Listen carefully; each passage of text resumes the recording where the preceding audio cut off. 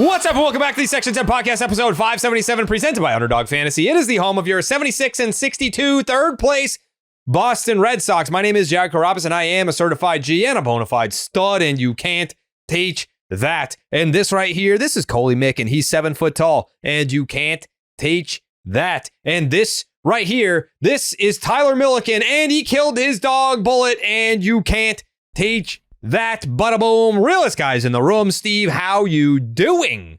Ooh, what up, Section 10 in the building? In the mother fucking building. Brewed by Blue Moon. Suck one. Produced by Jake Yazzie, who is helping his roommate move in. So we're going to be missing Jake tonight. But we do got 2K. Get bags / Bones 2K to 2K on Twitter, man. Come on. What's the handle again, Bones? JBags _ JBones, something like that. Yep. JBAGS _ JBONES. Oh, I thought it was 2K. Z's. No, it's S's. It's S's? No, Okay. His display name, I believe, is Bags 2K. Mm-hmm. With a Z. Bags 2K. Yeah, I was saying to him the other day, I was like, if you hit 2K, or when you hit 2K, you're still 2K to me. Like, I can't call you 3K after that. Like, it's kind of just like, you are 2K. I'm dying because his header is Chris Johnson. That's so funny. CJ2K. That's very funny. I know that's going to mean nothing to you, Jared. Yeah, I don't know who that is. Yeah, I knew that. But having that on there is very funny, Bags. 2K.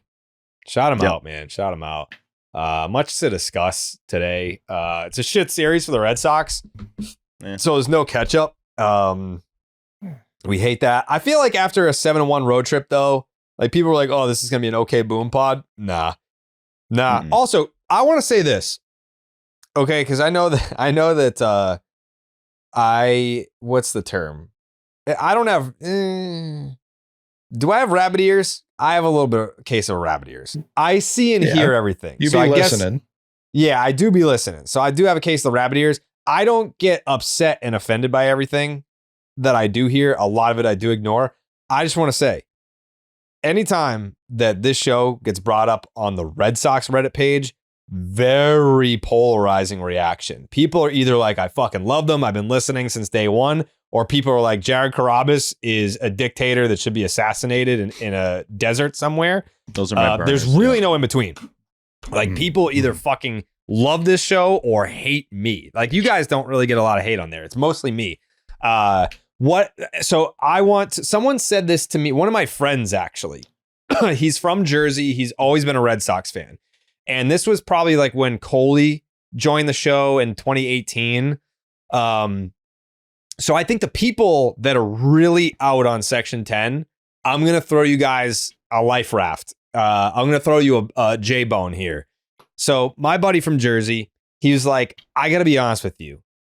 He's like, I want to listen to Section 10, but I just feel like you and your community, it's like this party and I'm just not invited. And like, you guys have all your inside jokes and your bits and I don't feel included. And I feel weird. Like, I feel like I'm intruding. If I just like start, I feel like I'm like bandwagony. So I'm going to throw, not everyone. I'm sure that there's some people that genuinely just don't like us. That's fine. But I feel like there's some people out there that see people wearing Section 10 merch and people going to the events and people using our inside jokes and they just feel left out. And because they feel left out, they're like, you know what? Fuck them. Like, I feel like some people, that's what it is deep down, even if you don't want to admit that to yourself. So to those people, I'll say this. We're a very welcoming community. And I even saw someone respond and say, you know what? If you get lost and you don't know what's going on with the bits or the inside jokes on the Section 10 Reddit page, if you just say, hey, like, what's the deal with like the F word? Like, what's going on? Like, I feel like I missed that episode or whatever. Like, people will be like, oh, it was on episode, whatever.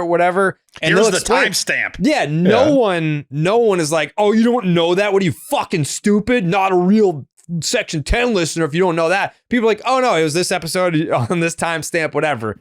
So yeah, I feel like that's a big thing is people They just want the invite. So this is your invite. I want you in our community. Like everyone that comes to, like, the great thing about the Section 10 community is that if you're wearing a Section 10 shirt and you see someone else wearing a Section 10 shirt, the beautiful thing is I know that we have similar passions. I know that we're watching 162 or close to it. So we love the Red Sox and we always are watching. And I also know that we have a similar sense of humor, because if we're not for everyone, you know, like, I feel like there's people that are like, oh, it's too frat, bro. None of us went to frats. None of us were in frats. It's not frat bro culture. Like, yes, there's dick jokes, but it's just because we're not like lame. I feel like we're not like PC. Like we talk on the show how we would talk in real life. And, you know, some people refuse to admit that, you know, that senses of humor exists, but this is your invite. You're welcome here. Section 10 fans are great. They all, you can rest assured, they all have a great sense of humor. They're all very friendly for the most part. I've never really encountered, there's like fake motherfuckers out there that like wanted to be included and now they whatever, different story. But if you're on the fence about it, come on in. Now's the perfect time. The playoffs are about to begin. October. It's about to be the best time to jump on board, because new bits and new inside jokes and new, I guess, milestones within the show community, they're about to be born. New merch is going to come out. New events are going to be announced. So now is the perfect time. If you don't feel included, you're always welcome here. You're always welcome here. That's all. That's all I wanted to say. And then there were people that were like, the show's too long. I listen to other podcasts that are 40 minutes because I want ball talk. It's like, all right, you can listen. Are you just quoting me? So there's this, the username was Peralt1. And I was like, this one guy was like, I want the shows to be 40 minutes and it sucks. And that's why I listen to all these other podcasts. You're in a 3-hour episode of Section 10. If he was listening to other podcasts. Yeah. True. In a 3-hour episode of Section 10, you're going to get more than 40 minutes of ball talk. It's just, you're also going to get, I don't know, like an hour of zebra with whooping cough talk, which is fine. That's because we're just having fun. Baseball should be fun. It shouldn't always all be baseball, because if you're sitting around, if you're in a dugout, if you're in a major league dugout, you think they're just talking about baseball the whole time? No, they're probably talking about zebras with whooping cough. So that's all I want to say. Never talked about baseball in a dugout. I can just tell from looking at him. No, Dick Fitz not talking about baseball in a dugout. Yeah, that's all I want to say was because I don't reject criticism. I get it. Like, if the 3 hours is too much for you, that's fine. That's why there's timestamps. If you just want the ball talk, you can skip to the ball talk if you don't want the other stuff. But the way that I approach this show is, I know a lot of people love it, so I won't change it for people that don't like it. If you don't like it, that's fine. But there are a lot of people that love it, so we cater to those people. That's all. Nothing will ever replace the interactions with people at Fenway Park that are wearing a Section 10 shirt or have some kind of merch on. It's incredible. And we're reminded of that every time we're at Fenway. I am so impressed. Speaking of that 3-hour thing, Jared, I'm so impressed with the amount of people that have time to listen to that. That's by crazy. The time the game comes up the next day. Yeah. There were like 5, 6, because we were doing the man on the street there with Mikey, Jake, and Bones. And we're on Lansdowne. There were 5 or 6 different people in Section 10 shirts that are going to be in the video, which is great.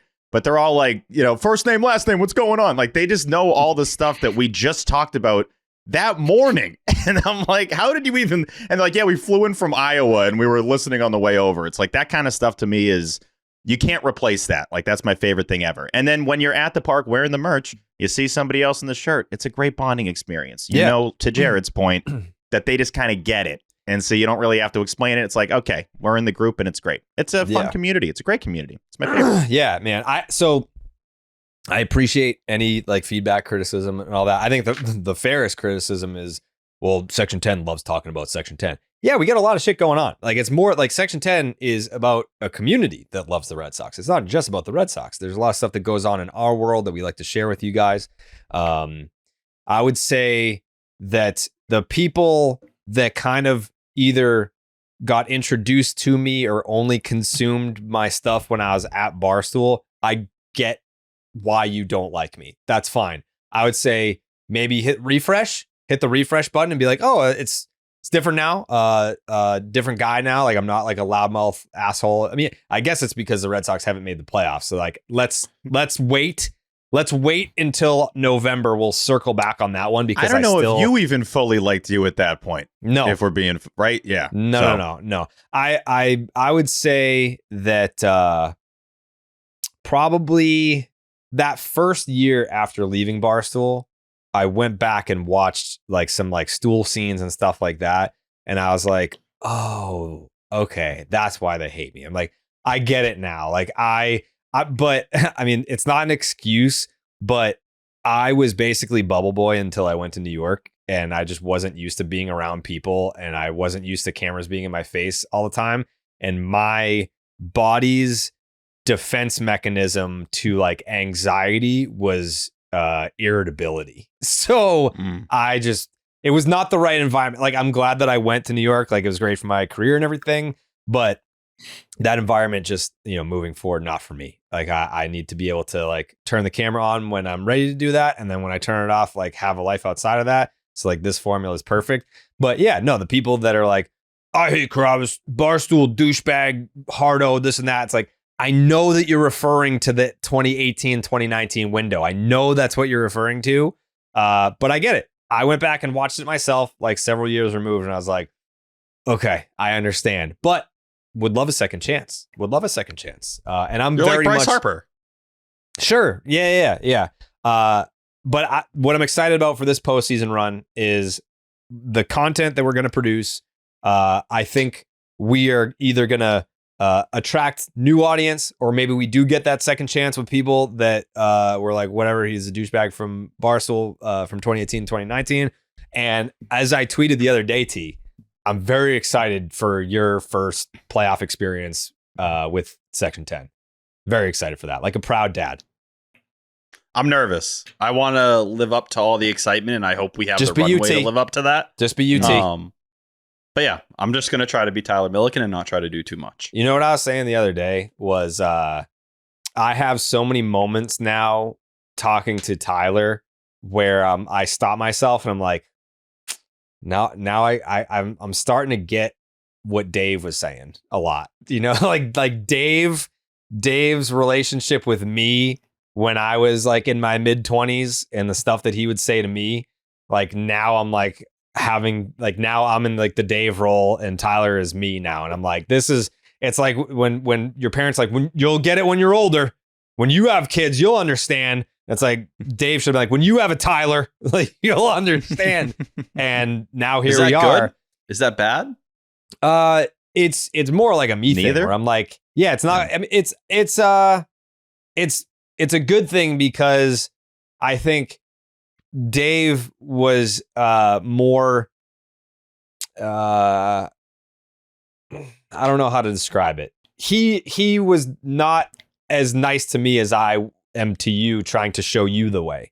Dave was more, there's times like where you have to tell me I'm an idiot and I need to hear it. But I would never call you an idiot because you're ignorant. No, you don't know. No way that has ever been said. No, you would not say that to him. Yeah, I'm trying to show you the way and give you the blueprint that I wish that I had 10 years ago. Where like Dave, I think in 2019 at the end of the season, he texted me and he was like, "You fucking suck," because I was sick and missed a stream. So it's like, yeah, he was like the father that hit me with the belt. I'm trying to be the father that guides you. You grow up and you're like, my dad hit me to make me who I am today. I'm trying to be different with my kids, and I'm not going to hit you with the belt. T. I want you to fly. Dave wanted me to fly too, but he wanted me to fly with a backpack full of cinder blocks. I just want you to fly. I just want to make you proud. You do make me proud. That's what I aim for every day. You do make me proud. You make me very proud, and you're going to make me very proud this October. I already know it. I'm excited for that. I will die trying. If I fail, I want to die. Want you to die. If I fail, I want people to show up and kill me on the spot. You can all attack me, whether it's punches, whether it's shooting things at me, drowning me. Yeah, what's up? I'm ready to go. What the hell is going on? We're watching baseball. I don't think I would love to get through the postseason without anybody dying. That would be tremendous. That would be nice. Yeah. It would be kind of cool to die like the same second. I'm not saying this is going to happen, but if they were to get eliminated or win, I want to die at that moment.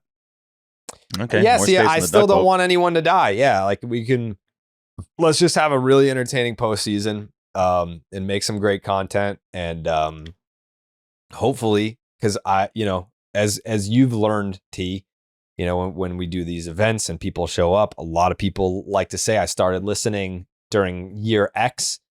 Those years, more often than not, I would say 95% of the time, those are playoff years. So this is an opportunity for you to shine, T, and for us to go out there and be like, hey, there's a whole generation of Red Sox fans out there that maybe have no idea who we are and what we do. And we're going to go out there and try to entertain these folks and hopefully make them lifetime listeners. Put me in, coach. I'm ready to ball out. You're my Steve Pierce, T. You're my Steve Pierce. Yeah. Yeah. I would put you in my pick'em if I could on the Underdog Fantasy app because it is the easiest place to play fantasy sports, and you know that. But you've been had known that. Playing their pick'em game is as simple as just taking my picks. What did I see the other day? 67% hit rate. That's probably the best in the country, I would imagine. I don't know that anyone else is hitting picks like I am. We had that monthly company meeting, Steve, and I'm pretty sure half of it was just talking about how awesome my picks are, right? Yeah, it was a good half hour of there's no one that comes close to Jared's picks in terms of accuracy.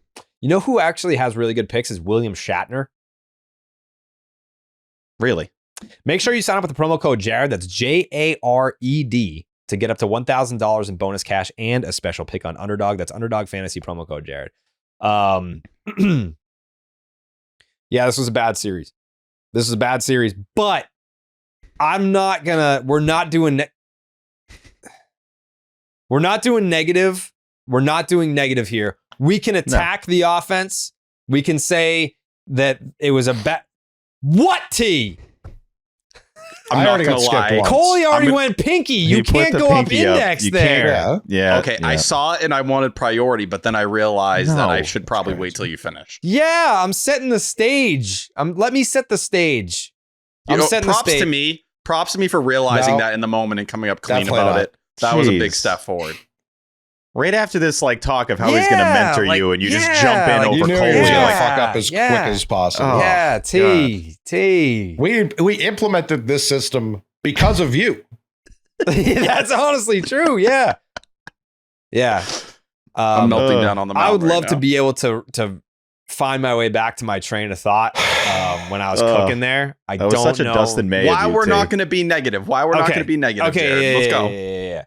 We're not going to be negative. I think there's reason to get into the offense. We can point to certain individuals that have been horrendous offensively. Maybe some people that Tyler pointed out as the savior of the offense have been the worst hitters in baseball. Let's relax, please. I'm just saying.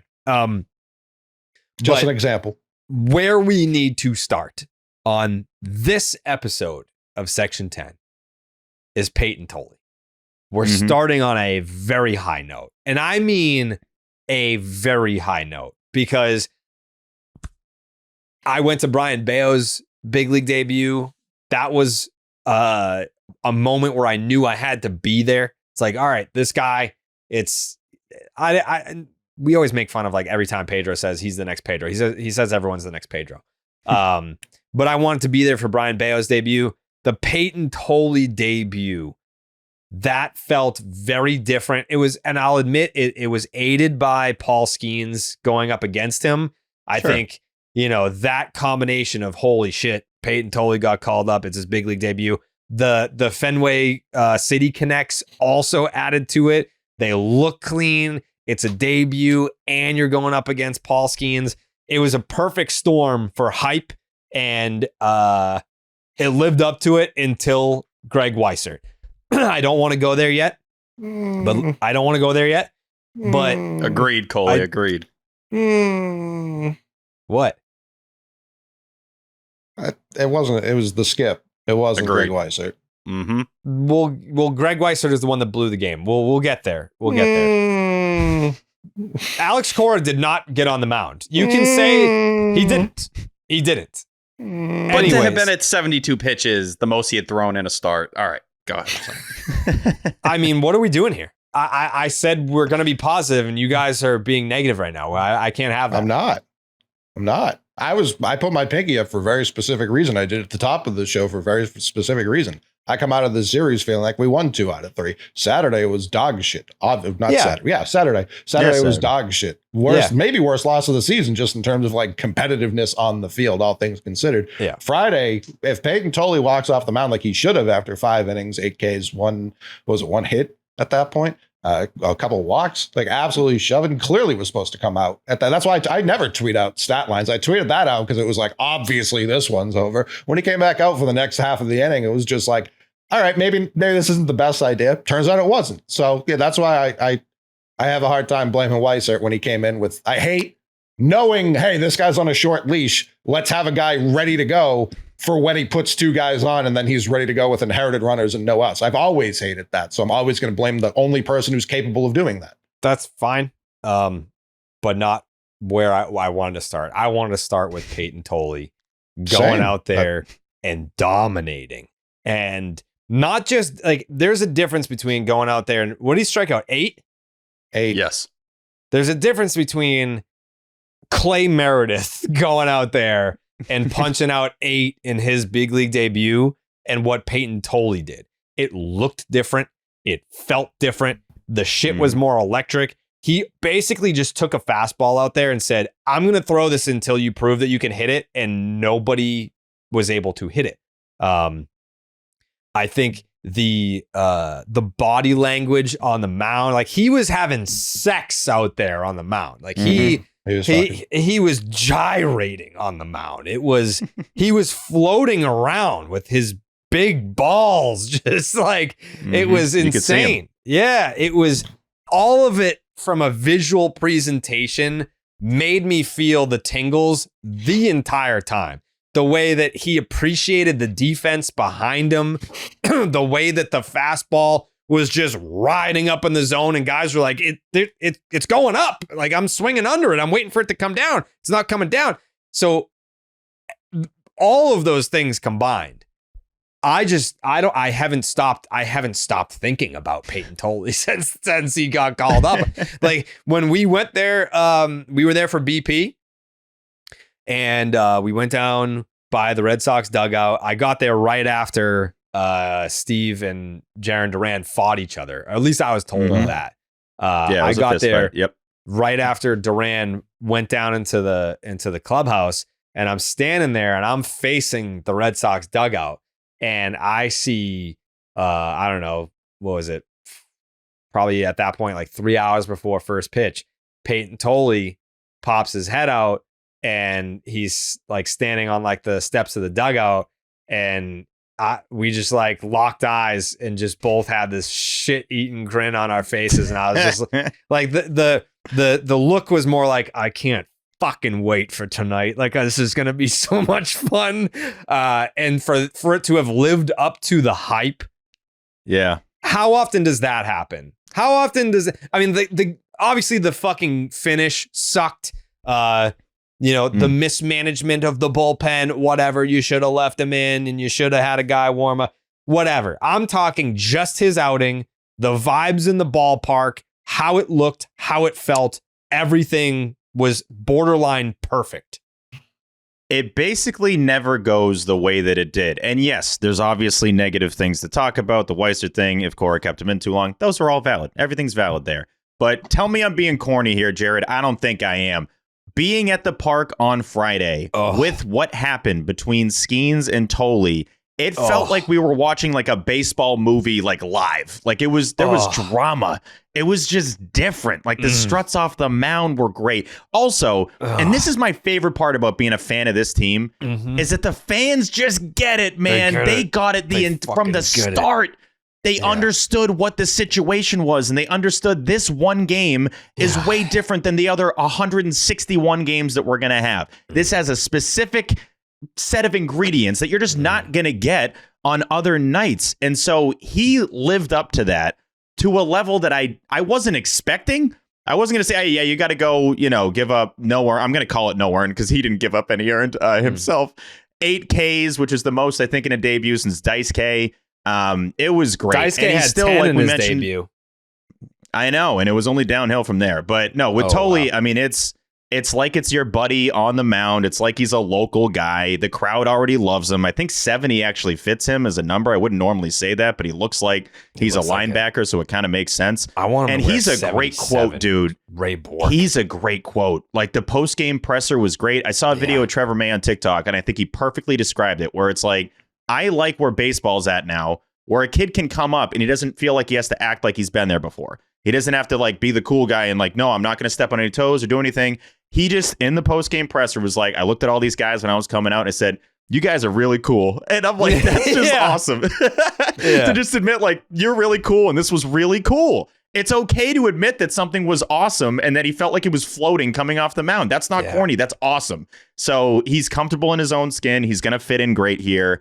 And I wanted him just to pitch the next day. I'm like, just keep throwing him. This is a fun experience to watch. I fucking love him. I fucking love him, Steve. I mean, and he follows the 10. Follows the 10. So I'm just being honest with you. I don't think I've felt this way about a Red Sox prospect maybe ever. And I'm a position player guy. The tune of people who were, very upset at the deadline that you weren't able to make a deal involving him to get a Joe Ryan. And now I feel like so many people are saying, I can't imagine shipping out Payton Tolle for Joe Ryan. I don't even want to hear his name in trade talks this offseason. This is a guy that's going to be here for the next 5-6 years. He's very with Roman and all these other guys in the core. And then he goes out from a stuff plus metric. You have the best stuff out of anyone in the American League. This is a guy who his second most used pitch in the start, the cutter, was something he wasn't throwing at the start of spring training with his secondaries developing over the course of the year. He started the year in high 80. He's made 9 outings. He's pitched in 9 games since he got past high A. He's never pitched in the 6th inning past high A. That's the stage he was on, and going out there and thriving in it. That's the stuff that's so crazy because we see so many guys come up here and they're almost shell shocked. Whether you're on the Red Sox or the other side with the crowd behind you, and then in a playoff race as well, and everyone's gearing up. And not only is he thriving in it, but he's throwing the hardest pitch we've ever seen, 99.2. He had topped out at 98.9 previously. You're seeing it all come together, and people are seeing a ceiling for a guy who many people thought would probably be closer to like a back end starter. Oh no, he's developing secondaries. He already has one of the best fastballs in the league. Holy shit, it feels like the ceiling could be something that pairs with Crochet and Bayo. Holy shit. Yeah, where you have a piece here that could be a long-term front of the rotation starter, which if you add that in with what you have on the position player side of things, it makes the Red Sox seem so scary for the next half decade. Coley, check me on this. Who of like Red Sox minor league players that have come up here have I been like this infatuated with? Like who? Like Xander, maybe? I mean, Bob. Bob's different though. Like Bob's like a real life friend. Sure. It's not about the talent? Huh? Are you saying Bob's talent wasn't enough to excite you? Bob's talent was enough to excite me, but like I love Bob the human being, and that's why I went to bat for him as much as I did. I'm just talking like saw him in the minor leagues, followed him. I mean, by the way, like Xander, took 2 years in the minors before he got up. Xander was signed at 16? I don't know. Yeah. But that's what makes Tolle so special, because even 2 months ago, people didn't see this. Even the people that were watching every outing for him did not see Payton Tolle coming up and dominating to this level. Yeah. And that's the credit to him and how much he's developed from a month-to-month span with the secondaries and all this stuff. This dude is a fucking grinder. He's a baseball junkie, and you're seeing him get this much better. And it, like, he was still a two-way player going back to last spring. And to see this growth where you were sitting 91 to 92 last year at TCU, now you're 94, 96, topping out at 99. It's fucking crazy. It feels like the ceiling has elevated for him so quickly. Jared? So I did want to give a huge shout out to the Sox prospect guys and Hunter Knoll, because we've made this point a million times. I'm going to make it again. The fact that we have arguably the best local prospect coverage of any Major League Baseball team is reason why I think fans are allowed to let themselves get so excited for these guys before they come up to the big league roster. because we know so much about them because they're covered so well by these individuals. So when I tweeted, I was like, this is, I think it was like the morning of Tolle's debut. I was like, this is probably the most excited that I've been for a pitcher call up since Craig Hansen. And people were like, what about John Lester and Buchholz and blah, blah, blah. And like, they're like, listing all these guys off. Like, you don't understand. Like I didn't know about that. Like, obviously, you know, Sox prospects existed back then, but social media really didn't. So the buzz was more talk radio, like whatever they told us to believe is what we believed back then. Like that was the only like resource that we had. So yeah, I remember watching Lester's debut. I was in Disney.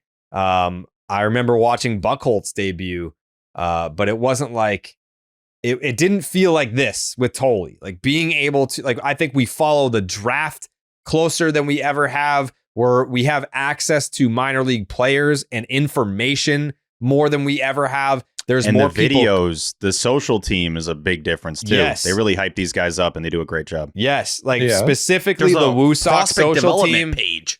The Woo Sox social team is fucking A1. Like they do an amazing job like showcasing these guys' personalities before they come to us, like right before they get to the big leagues.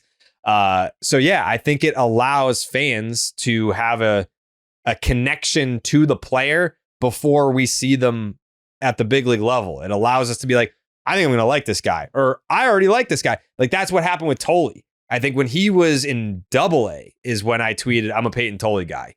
And it's because we get to see them and we get to see their personalities. And then you got guys that are going down to or up to Portland and over to Worcester to interview them before they get here. So you have a better understanding of who the human being is. I wanted to point out the Red Sox. So I didn't know that Peyton's mother had passed away, and the Red Sox had put an empty seat in her honor and put flowers on the seat. Peyton didn't know that until after the game. But like knowing that, like when he was walking off the mound and like looking up to the sky, it's like, oh, that's what that was. Like I didn't know that, but now we have all this information to paint the picture of who the person is. So now when I'm watching his debut and I see him walk off the mound and do that, I know what that's about. And it makes you like, that's like an emotional moment that as a fan, I wouldn't have had that if I hadn't had the information beforehand as well. So just wanted to tip the cap, shout them out to all the folks who do such a great job covering Red Sox prospects, because it really does make the moment bigger and mean more when they get here. Very true. I had someone on the video we put out where I was like, call up Payton Tolle. He should just start the rest of the year. Someone was like, this guy just loves prospects. Look at what he said about Christian Campbell, who, by the way, I didn't give Christian Campbell $100 million. The Boston Red Sox did. So that's not me. I had no way of doing that. I would love to. But yeah, this is awesome. I'm very happy with Payton Tolle. I'm very happy he's never going back down to the minors ever again. And it's a huge credit to him to be able to develop that much of an arsenal. Because again, you draft these guys. Kyson Witherspoon right now is on the couch, I assume, like working out, obviously. But you draft these arms out of college. They don't get sent to the minors right away. So he had all last year off. He wasn't throwing, like T said, this multitude of pitches earlier this year, and he's leveled up in every fathomable way. I've said it before, talking about Cole Hamels and Matt Harvey. It's the trades you don't make that often make the largest impact, and not moving Payton Tolle. Whether or not they tried, they definitely tried. It's something I think that's something really people need to realize. But that's part of the ascension and the growth and what you've seen over the last month. Because even you go back to a month ago, I think the Red Sox themselves would say we didn't expect Payton Tolle to get to AAA, and outside of Mikey Ramiro not being able to turn a double play, looking amazing out there. I think they've even been shocked by how far the secondaries have come along, including that cutter, man. To be throwing that pitch, beyond his fastball, the second most out of anything else, and you weren't even throwing it at the start of the year, that is such a crazy evolution on its own. And to be that confident in that just unafraid to throw it out there. Like, you just can't say that about so many people. Kyle Harrison, who has made all these outings in the big leagues at different points the last couple of years, who's had time at AAA, Payton Tolle jumped him like it was nothing, like it was the easiest thing he'd ever seen. And that's, you can use it as a way to put down Kyle Harrison or whatever. I'm going to look at it as a way to look at how special Payton Tolle is, and the fact that he jumped a guy who was a top 30 prospect in the game a year ago and is already showing up to the big leagues, and they're going to make awkward moves to make sure he can start regularly or at least make an impact regularly. And we're going to see that because, probably going beyond, he threw 84 pitches in this start that he shouldn't have. But that's probably the ceiling, I would assume, for what we're going to see in a start. But he also can't start on regular rest. So they're making all these kind of awkward moves because he is that talented, because he can be the difference maker for a team that failed to get one of those guys at the trade deadline. Yeah, and that's like we talked about the Red Sox calculation at the deadline. This obviously didn't factor into that. Like they at the deadline, they were like, well, we have Kyle Harrison at home. And now I hear more about Luis Perales than I hear about Kyle Harrison, who's maybe starting in this series. They skipped him today, so he's probably starting in this series. I'm still moderately excited just because he's not, Walker Buehler or Dustin May. So like he still has that going for him. That cannot be understated enough.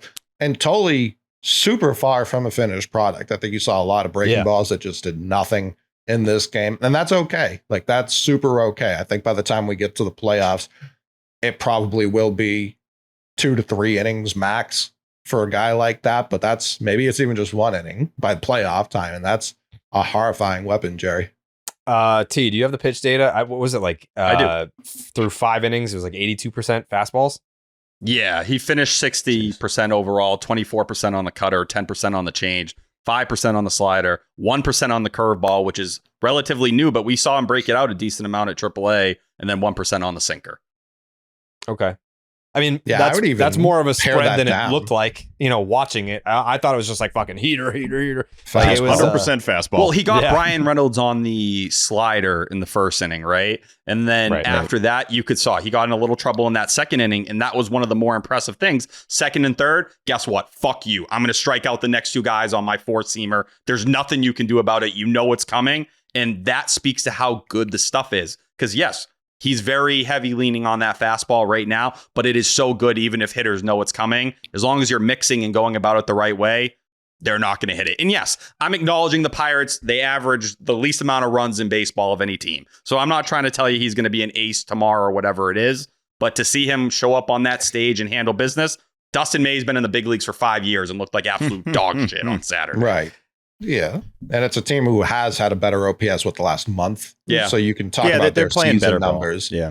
And like McCutcheon after the game, such a fucking asshole, being like, he reminds me of Chris Sale. Like, what am I supposed to do with that other than come myself, dude? Like, what? Why say that if you don't mean it? That'd be rude. But like, even when we talk about Harrison, when we talk about Tolle, like thinking about developing pitchers is so fucking funny. I know I've told the anecdote about Shane Drone being like, I thought throwing a changeup was just simply throwing slower. Like, wasn't he nasty? I do feel like his last time out too. He like punched out 9 and didn't walk anybody. He's in Worcester now, right? Yeah. Back up to Worcester. But the reason I bring that up is like, I feel like analytics and a lot of the data are good. I'm not here to shit on them, but I do fear they're skipping a lot of foundational stuff. When I hear Buster Olney talk about year 17, year 16, Aroldis Chapman for the very first time, I don't, because when someone just throws fast, then Pedro wrote it in his book. Like, yeah, when I threw my changeup, I wasn't trying to spot it. It wasn't until I did a bullpen with Maddox and Glavine where I was like, oh, I didn't know you could do that. Buster Olney being like, Aroldis Chapman just learned you could throw a fastball at a position. Think of how wild he used to be. Think of how he just reared back and threw it as hard as he could. I bet people didn't try and coach him. They were like, I could only break him. You do you, pal. So imagine if Kyle Harrison just needs to be told one thing. You never know. But Chapman's control had improved a lot in the second half of Pittsburgh last year. I think that's what the Red Sox were looking to build on at that time. That's because Chapman wasn't very good in that first half last year. Then it changed, and you saw him kind of figure it out. Well, they also changed his role, too, if I remember correctly. Yeah, definitely that was part of it. Because Bednar lost his job. I don't know. Connor Wong on the pitch comm, all of a sudden unlocking it, that feels way too... But I don't think Wong did anything like he wasn't doing to any other pitcher. He did what he would do for any other pitcher on the mound. That's what I mean. Yeah. And who knows what these other pitch comms are saying? I have no idea. Maybe. Connor Wong's just different like that. I do like, and I think we need to appreciate, because this is kind of a rare thing, how non-rookie our rookies look. Like Roman Anthony, and I'm not just saying performance-wise, he does not look like a rookie. He doesn't act like a rookie. Even seeing that shot of Tolle and Crochet in the dugout, I'm like, these guys have been like a 1-2 punch in this rotation for 7 years. Like, it just looks like they've been here for their entire career. So I just want to hat tip Tolle for the fact that he didn't look out of place at any point of that start or any point of this entire process. And he's a guy that has every excuse in the book for how few starts he's made, not just obviously now in the majors, but of course during his minor league career. He's a guy that you would think would need more time and need to be, you got to bake it a little longer for it to be really, a finished product. And he kind of already looks like he's a guy that's not really worried about anybody. He's not scared of anybody. Obviously, the size, the presence, being able to throw a heater the way he throws it, you're not normally going to be scared of your opponent. You're the guy that's setting the tone out there. But I'm just super impressed with the eye test. He is passing that with flying colors out of the gate, which you wouldn't expect in late August. Last year, your first and second round picks of the draft got you more or less Garrett Crochet and Payton Tolle.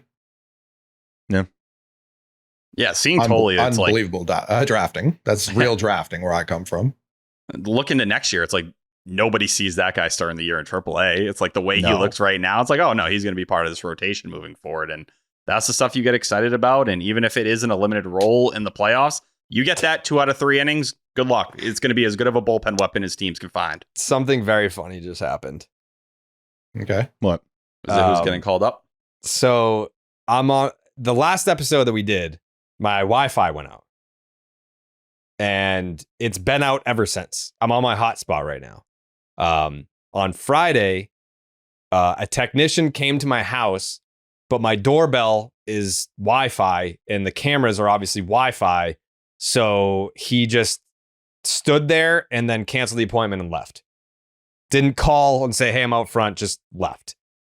Saturday, a guy was supposed to come in the morning, never showed up. And so then I called Xfinity screaming, being like, you need to fucking get someone here right now, blah, blah, blah. I had today, Sunday, a technician was supposed to get here between 4 and 6. Nobody came. I got a text that it was being delayed, but like never got a text that it was canceled. No one came. 3 days of either no shows or canceled technicians. So before we came on the podcast, I tweeted, my Wi-Fi went out on Thursday and I've had 3 straight Xfinity technicians blow off scheduled appointments to fix the fucking internet while I sit here in the goddamn Stone Age. Take your time, guys. I'm definitely not your highest paying customer with 20 cable boxes or anything. So I got a text message from someone who said, do you want me to get you in contact with my Boston Xfinity guy? Lucas Giolito. To the rescue. After doing post game today on top of it. Classic. Yeah, he was just a post-game host. He went up to the studio. I've never seen any pitcher that started to do that. Nobody wants an extension more than Lucas Giolito. This dude is doing whatever he can. You want me on post-game? He does it at Fenway Park. He's done it throughout the entire season, if we're being honest. But any chance a mic is like put in front of him, he's like, this is the best time of my life. I want to be here. Like, this is what baseball's about. And he has no problem shitting on the White Sox or the Angels or the Guardians. Also doing it when he doesn't have to do it. Like, his play on the mound is all he's got to do to get the extension. Like, he's going to hit that innings total, right? Like, there's no chance he doesn't hit that at this point, knock on wood. But, like, he's doing everything in his power, and now he's getting Jared a Boston cable guy. It's incredible. Man, get his ass a lifetime contract in Boston. If Lucas Giolito fixes my internet, If Lucas Giolito fixes my internet, I will buy a Lucas Giolito jersey and wear it to one of our live shows for the playoffs. That you have my word on that. I do think his impact in the clubhouse has been the most underrated out of anyone that we talk about.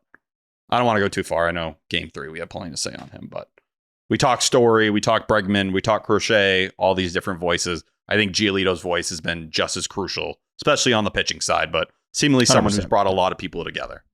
Of what was expected of a guy that pitched 0 innings last year, he has gone way past anything I could have seen for this season. I'll also add, this annoys the hell out of me, and I keep seeing people do it when they talk about like the Liam Hendricks contract, the Patrick Sandoval contract. When the Red Sox signed Lucas Giolito, he was healthy. That was Super not a healthy. rehab deal. And like 90% of this fan base thinks he was Famously rehabbing. healthy. Like that's they're what they grouping were them leading together. with. That was it. It was like, we know you're going to throw 200 innings. We don't give a fuck about anything else. And like people group him in. It's like, no, he blew his arm out in his second start of camp. Please. Yeah, he is very much not a guy they just bought and hoped in year 2 No. would be good. They expected him No, to make like, 30 starts last year. How bad? He How gave bad? us a deal. Go ahead.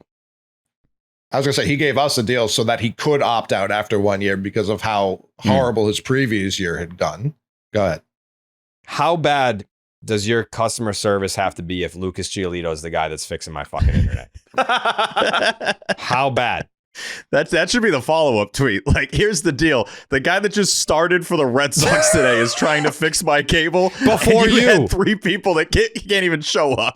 Yeah, the person who has shown the most concern about the guy who works on the internet and works from home getting his internet back was the guy who started for the fucking Boston Red Sox today. He does not work for you, by the way. Not an employee. As far as I know, I don't know if he has like a side gig or what, but as far as I know, not an employee of Comcast Xfinity. He might have got Fuck, a moonlighting gig last year. We don't know. Guy threw 95 pitches and he's fixing your cable. It's crazy. I mean, so I forget when it was.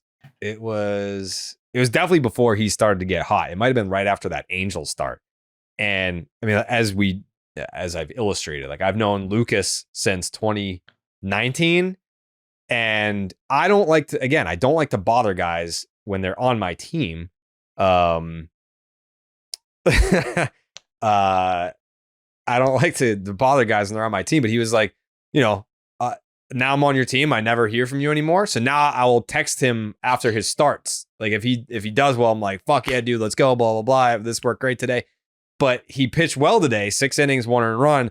I didn't text him because I was so mad about my internet and I was just fucking raging. So when I saw his name pop up, I was like, fuck, I didn't do the thing after a start today, but he's here to fix my internet. God bless Lucas Giolito. God bless him. If you had texted him sooner, you would have had your internet fixed by now. Maybe. Yeah, true. Lesson learned. Mm-hmm. Lucas, the cable guy, Giolito. Mm-hmm.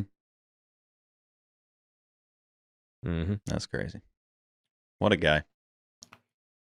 I did a circle double us. take when they said that he was going up to the studio. I'm like, you're going to the Fenway studio to do post game after you just started? I didn't even know that was a thing. He's And he was having creating a new blast. stuff that I had no idea you could do to campaign for a contract. That's very impressive. Well, I think that's been one of the things that people have always loved about Giolito. Like someone who's not afraid, first off, to be himself, but talk about the game and be honest about it. Like everyone references the MLB The Show stuff all the time. We always hear about that. But anything, whether it's pitching ninja, like he's super open about his career and what he's been through. And to his credit, he's gone through some ups and downs at this point. I think that's what makes what's happening this year even sweeter for him. What that means for next year. And, I think there's a lot of uncomfortable conversations you can have about Lucas Giolito when you start digging deeper into the metrics and what you think he's going to be moving forward. But for what he's been this year, he's been everything and more the Red Sox could ask for. He is very Also- available. He's available and does any media you want. I mean, we should have him on the 10, honestly. I don't know why we haven't yet, but no, he's always ready to. Name redacted era. I was saying the Really? 10. Yeah, it think was about on when the he was 10. signed. Yeah, we got to get him on here. Pre-Section 10. It was like Really? a month and a half before. Yeah.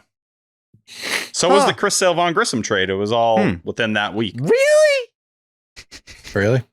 Huh. Huh. I guess I didn't realize that. Yeah. Really? Never been on the 10. Really though? Huh. All right. Got to get him on. If he's going to fix your cable, I mean, Yeah, I mean, hey, hop on the 10 while you're doing it. yeah. Yeah, sure. And as T's saying, unless they are going to commit to a 6-man rotation next year, it's going to be a weird offseason. Feels like something Cora will be pushing for, but I wonder if the front office will be. A 6-man rotation? Or just the Giolito. idea of bringing him back. But I do agree, Gotcha. like when you're having the 6-man rotation, all that will factor in. I mean, Tolle's the one who makes it uncomfortable, right? Like he was not a projected part of that. He was supposed to be a call up next year around this time, maybe. Probably. And now he's going to be in the opening day rotation unless something happens. You know what I mean? Like that's So we're assuming Cutter too with this discussion, obviously. Cutter's in place unless he's on the roster. Dobbins, You know what I mean? He's Hunter Dobbins exists in all this. Like, Yeah, I mean, we I were think all he's the sucking Dobbins easiest- off. 8-man rotation. Dobbins is the easiest of these to slide to AAA, at least for the start of the season. And you're not going to have 5 pitchers the whole year, obviously. Never. So the guys with options, obviously, but Giolito's not one of those guys. Yeah, even Patrick Sandoval, like the money they invested in him, and you didn't get can anything DFA this year. him. I don't give a you can With the DFA money him. they put in, Something. he's going to get a priority over other guys. Maybe we know how they feel about guys who don't rehab as well as they'd like them to.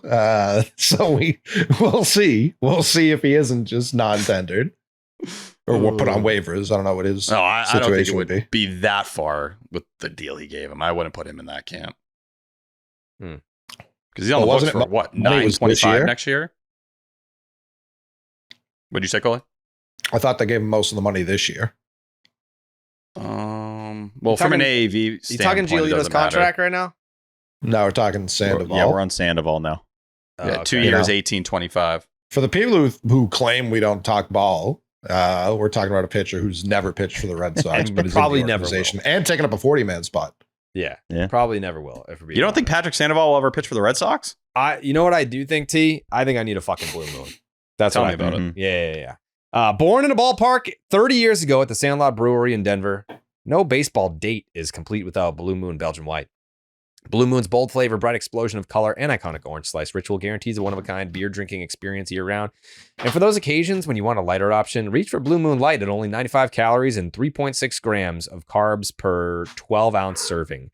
It's a refreshingly light alternative beer brewed with real tangerine peel. Looking for great tasting non-alcoholic beer? Try Blue Moon Non-Alcoholic, still made with real Valencia orange peel and coriander with just 80 calories. T, I saw you get up. Did you just reach for a Blue Moon?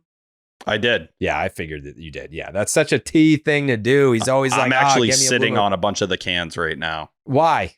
I've been drinking since I woke up this morning. Okay. Inspired by the beer you already love and available year-round, a wheat beer from Blue Moon with exceptional taste, only 95 calories, brightly brewed with real tangerine peel, tastes light and refreshing. Nothing compares to the great taste of a Blue Moon Light. Blue Moon made brighter. Get Blue Moon Light delivered by visiting get.bluemoonbeer.com/Jared for delivery options. That is get.bluemoonbeer.com/Jared. Blue Moon made brighter. Celebrate responsibly. Blue Moon Brewing Company, Golden, Colorado. Suck one. Yeah, you got to suck one there. Big time suck one vibes. Okay. You know who sucks one? Greg Weissert. Dustin May. Yeah, he's Oh, he not. blows. It's not working out, man. It's not Man. working out. His quote What? to who did he say that to? Was it Tim Healy? What, T?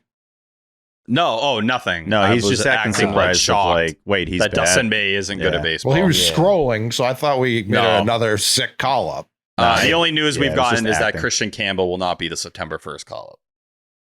Will not be the or a. A. They get One two, position player, right? one pitcher, right? Yeah.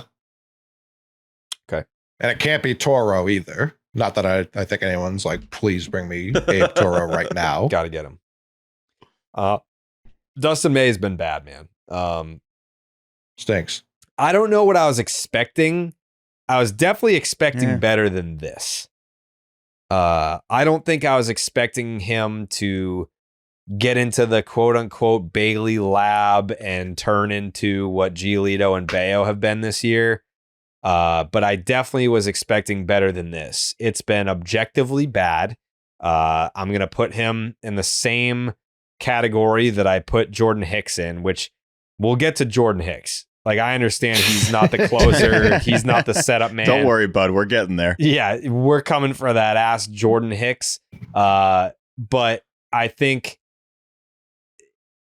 because of the money, because of the arm, like Jordan Hicks is a name that, you know, you're not the closer, you're not the setup guy, but you don't get to skate. You absolutely do not get to skate. But Dustin May, I really thought it would be better than this. I really thought that if not like a mid 4 to a low 4, I think the bar was not like super unattainable for him. That's what pisses me off. Dustin May has made 5 starts for the Boston Red Sox since coming over from the Dodgers. It's 25 in a third innings. He's 1-4. Not that the record matters. It's a 5.68 ERA. It's a 5.53 FIP. So he's been as bad as it suggests. A 170 WHIP and 888 strikeouts per 9. With 2 good starts mixed in here, by the way. These are the results, and he had 2 pretty good outings where there were a lot of people being like, apologize to Craig. Like, please put some respect on his name. Anytime someone says, anytime someone's like, you got to give it to Craig, tip your cap to Craig, the team immediately just fucking shows you all the reasons you do not have to give it up for Craig. And it's not like the whip is 170, which is outrageous. It's because he's not walking guys though. Like his walk per rate 9 is 11.4. Correct. He just gets much worse. So his walk rate is 9.2%. Since he got here, the team average is 8.5. He's at 9.2. So nothing outrageous. But opponents are hitting him at a 308 clip, getting on base at a 392 clip, and the slug is almost 500. So it's an 882 OPS against him. To T's point, an 11.37 hits per 9. Like, you look at the rest of the rotation. Giolito, 645. Bayo, 682. Crochet, 726. I mean, that's basically the rest of the rotation. But yeah, it's 11.37. It's crazy, man. You had Claydro, Jared. This is Madro, and he has all the ingredients of someone who should be much better at professional baseball and like eating salads, and he can't do either of those real successfully. On the opposite end of Pedro is a Dustin May start in terms of like you get Pedro Day. When you look at the ticket, well, you don't really have tickets anymore. And we saw that on Sunday with the ballpark app issues at Fenway there. But when you see that Dustin May is pitching the game that you're going to, it sucks. And then that was the case on Saturday, and it absolutely sucked. There was a point that Steve Buckley made that I greatly appreciated and agreed with when this trade happened. It's not a great sign if the Los Angeles Dodgers are okay getting rid of pitching. The Dodgers are on the verge of setting the record for most pitchers used in a season ever by any team in the history of baseball, and they sent you one of their starters, and we're totally fine with that. That's not right. Or Buehler. Homegrown and starter. Buehler. Exactly. A guy that they really know a lot about. They know everything about Dustin May, and they're like, please take him off our hands. The quote there was, I got traded over here to help, and I feel like I've done the opposite. You think? That's the Tim Healy quote that I was talking about. There it is. That's the quote. Yeah, it's like you've done the exact opposite. It feels like I've been bad. Like I just have this 6 ERA sensation that I've been bad. I can't quite put my finger on. I don't know why I feel this way. It's like, oh, it's because you have been fucking horrible. And I forget who made the point, but there's with 2 good ones in there. It's been 5 starts, 2 of them good, and your on the surface level numbers are fucking horrendous. You have to be that bad in your other starts. Like just giving up fucking dick balls all the time. Like what was it? The Yankee start was 3 homers, right? Yep. Yeah. 2 Jazz. The home runs per Jazz 9. and Rice, right? Yeah. Or home runs per Grisham? 9 is 178. You got Giolito 072, Bayo 057, Crochet 116, 178. Like he's basically giving up fucking 2 bombs automatically. Man, it's brutal. It's a bad hang, you know? Like when you're the just worst trying to sit on the couch hang. and be like, "Oh man, the Sox are on." Then you're like, "Oh fuck, it's a Dustin May start." Like I didn't want to feel that way because when he started pitching in 2020, I want to say, It's electric. I used to love when his name was on the probables. I'd be like, "Oh shit, like I'm going to get to see some like demon 2-seamers that look like it's like witchcraft going up to the plate." I used to look forward to watching him as an out-of-market guy, and now he's on my team. Great, and I don't like it. I don't like watching him pitch. I don't like it. You used to get mad that Heim didn't get him in the Mookie trade. Correct. And now we're mad we got him. But we're just mad we got him. Yeah. Well, that's it. He still pitches like his stuff is to that degree, and it just simply isn't. No. I think that's the biggest problem. He had 6 whips. It's 3 on the sweeper, 2 on the 4-seamer, 1 on the cutter. Like it's just not stuff that How many is missing cutters a ton did he of throw, bats. T? It was 10% of the time. I don't have the exact number off the top Okay, of no. my head. I was looking for the percent. I should have asked for it that way. But it's like that. That's the only semi-out I'll give him is we knew that pitch was dog shit with the Dodgers, and the Red Sox were like, that's your weapon pitch. And it still isn't. So that's where it's just like, I don't maybe don't have him throw it. Dustin May told you, I know I suck, when he threw 6 scoreless against the Astros. And the first thing he says when a mic is in front of his face, I had no idea where the ball was going. I had no fucking clue how I did that. He never told does. You. He never does. That's how he pitches. Also, and I know I probably care too much about this, and I've mentioned it on this program. Nobody deserves yelling coming off the mound less than Dustin May. I'm like, brother, it'll be the first inning or the second inning. And it's like, just get through 5. Give me like 6 innings, maybe, with like 1 or 2 earned, and then you can get a yell out. It's like, bro, you are not that guy. He's the definition of not him. That is Dustin May. When he's out there, you're not going to have a fun time as a fan. You're not going to have a fun time if you're Narvaez or Wong. And you're going to have a blast if you're in the opposing lineup. Jerry? This is basically what we made fun of Carlos Rodon for in the playoffs last year when he came out and struck out 2 dudes and he was like, ha, ha, ha, ha, and then he gave up like 90 runs. That's Dustin May every time. Every time. He did it on Saturday, too. He yelled again. I'm like, okay, here comes Always. 5-6 earned. It's ridiculous. It's like he needs to hype himself up. Like, I think he knows he's not good. I think he knows he doesn't have it. And so he needs to be like, let's go. Like, you got it. It's like, no, you don't. Like, you don't got it. You don't got it. Yeah, and it sucks because, like, I can tell that Rodon is kind of like a cocky douche, whereas Dustin May seems like a very timid, quiet, nice guy. Yeah, chill guy, man. Yeah, like, there's nothing about him that screams like douche. Like, he seems like a nice, quiet guy. But, and I'm not even, I don't even want to be the guy that says don't scream when you do well. Like, if you strike someone out and, like, if you feel it, go ahead and do it. But I'm just saying, like, optically, it doesn't look great. It doesn't hit the same when you give up 5 earned and 2 bombs and give up 11 hits. You know, like, it's like, all right, cool. You struck out the 7-hitter to end the second inning. That dude in the second inning. Like, who fucking cares, bro? You struck out the Pirates catcher. Awesome. Everyone does that. It's the fuck down. It's like, again, worst team OPS in baseball coming into this series, and it's like, let's fucking go. Like, dude, come on. I almost respect it because it's so preposterous. It's so preposterous. Motherfucker. I do feel like every time they put the camera on Cora and he's not satisfied at all. Like, it's the most like, let's go. Like, come on, get back to the fucking dugout. We're not off doing the this mound, here. bro. Like, stop, please. We're down It's like 7. It's like 9-3 Pirates.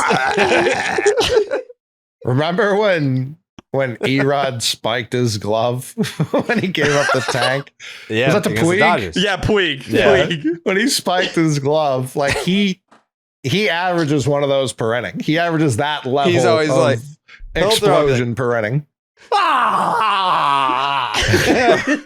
Every time. The O'Neal Cruz was like the least crazy reaction I ever saw. I was like, if there was a ball for you to do what you usually do, that was the one. Yeah. Which him going out in the 6th inning felt insane.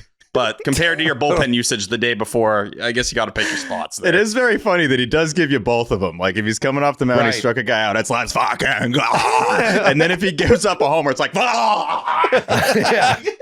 Yeah. He's not a front runner, so I will tip my cap. He is not a front runner.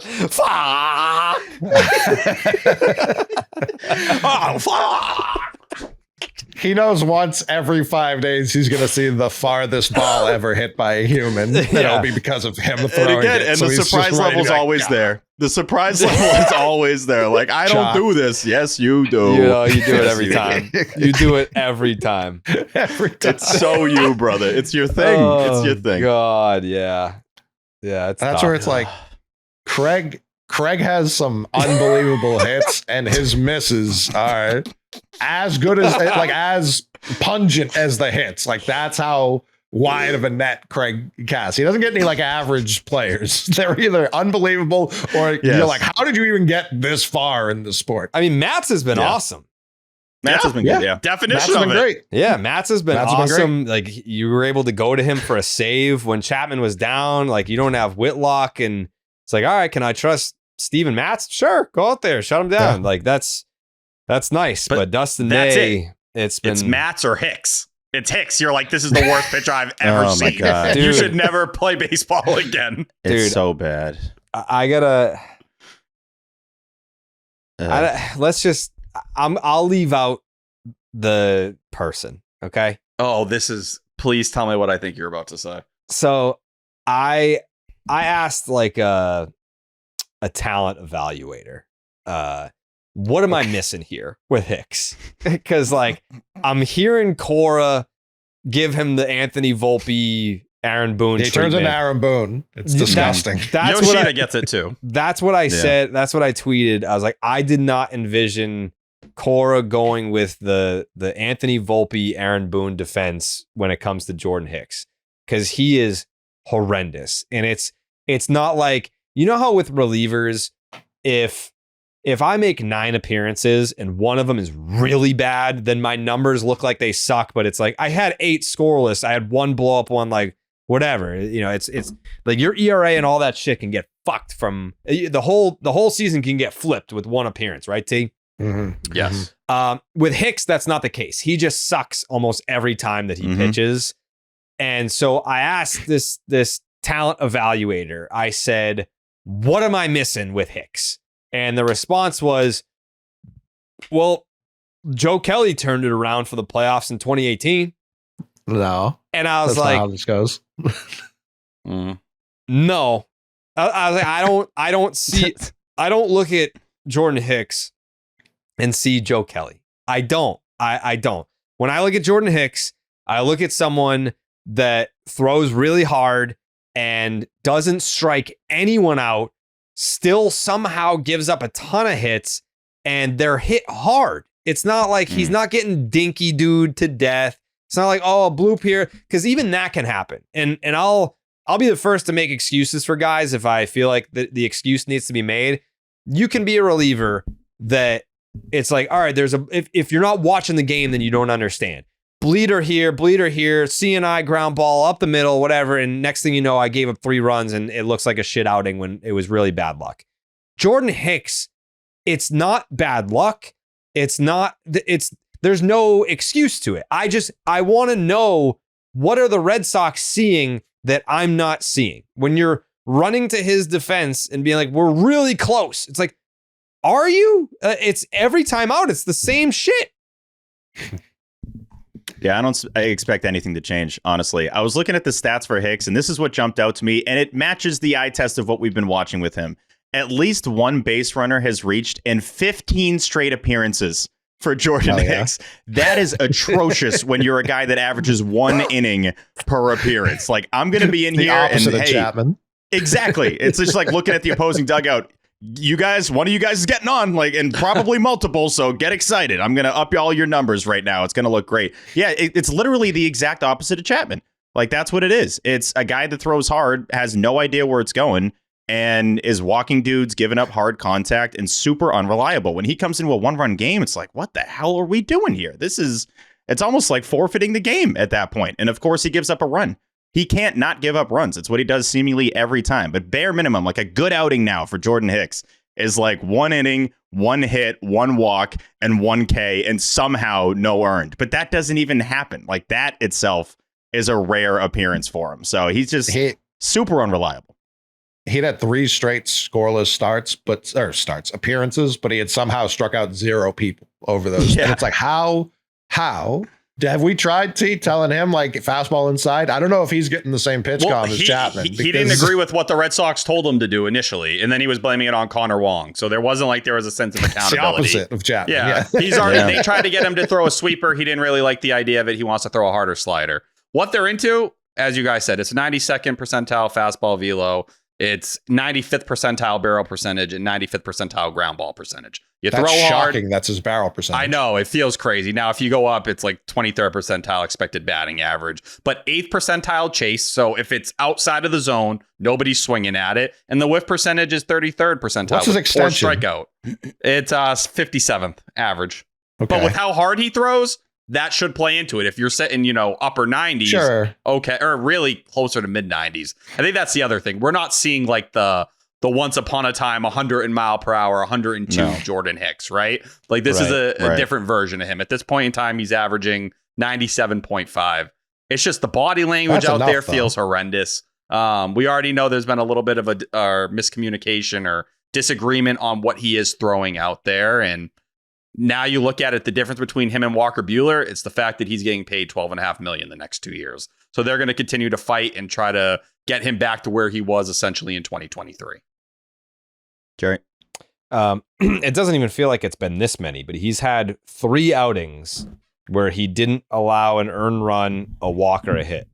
And they were his second outing, early, right? Yeah, his second outing. No. Yeah, his first outing with the Red Sox. And then, let's see, first, third, and fourth, I think. First, fourth, and fifth. First, fourth, and fifth. There you go. Yeah. Yeah. First, fourth, and fifth appearances were 0 earned runs, no walks, no strikeouts. 9 out of 20 have come with an earned run. Then. Just atrocious.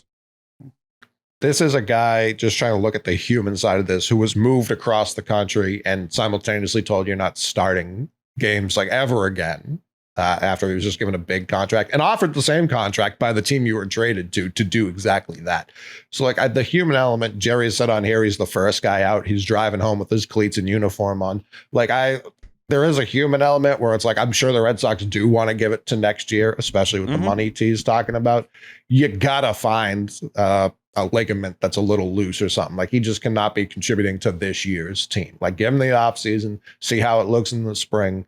The Joe Kelly comparison, shout out that talent evaluator, but other than being like former failed starter Cardinals, I don't see it. That's the thing. Even a year ago when he was starting for the Giants, it was a 4.10 ERA and a 4.37 FIP. The fact that we're looking at a guy right now who can't even pitch a single inning with a sub-6 ERA, yeah, they're going to look at it and say he has to be better than this. It's not like there's been a massive drop-off in overall stuff, but it's not clicking at all. And you see the struggle of having a guy like that in the bullpen where he's someone you can only throw in lower leverage spots. You don't have a bulk guy. So when you have a game like you did in game 2 where Dustin May basically makes you lose the game in the first 6 innings, it's hard to work through the end of those games because you don't have someone that saves your bullpen. Instead, you're prioritizing fixing Jordan Hicks, which doesn't allow any of those other guys like a Greg Weisser a day to rest. He can't make the playoff roster. Even like I agree with Coley. No. I would, be like, oh, your elbow hurts, right? Yeah. No, it definitely hurts. I would Phantom IL him right now because they're not going to DFA him with the money.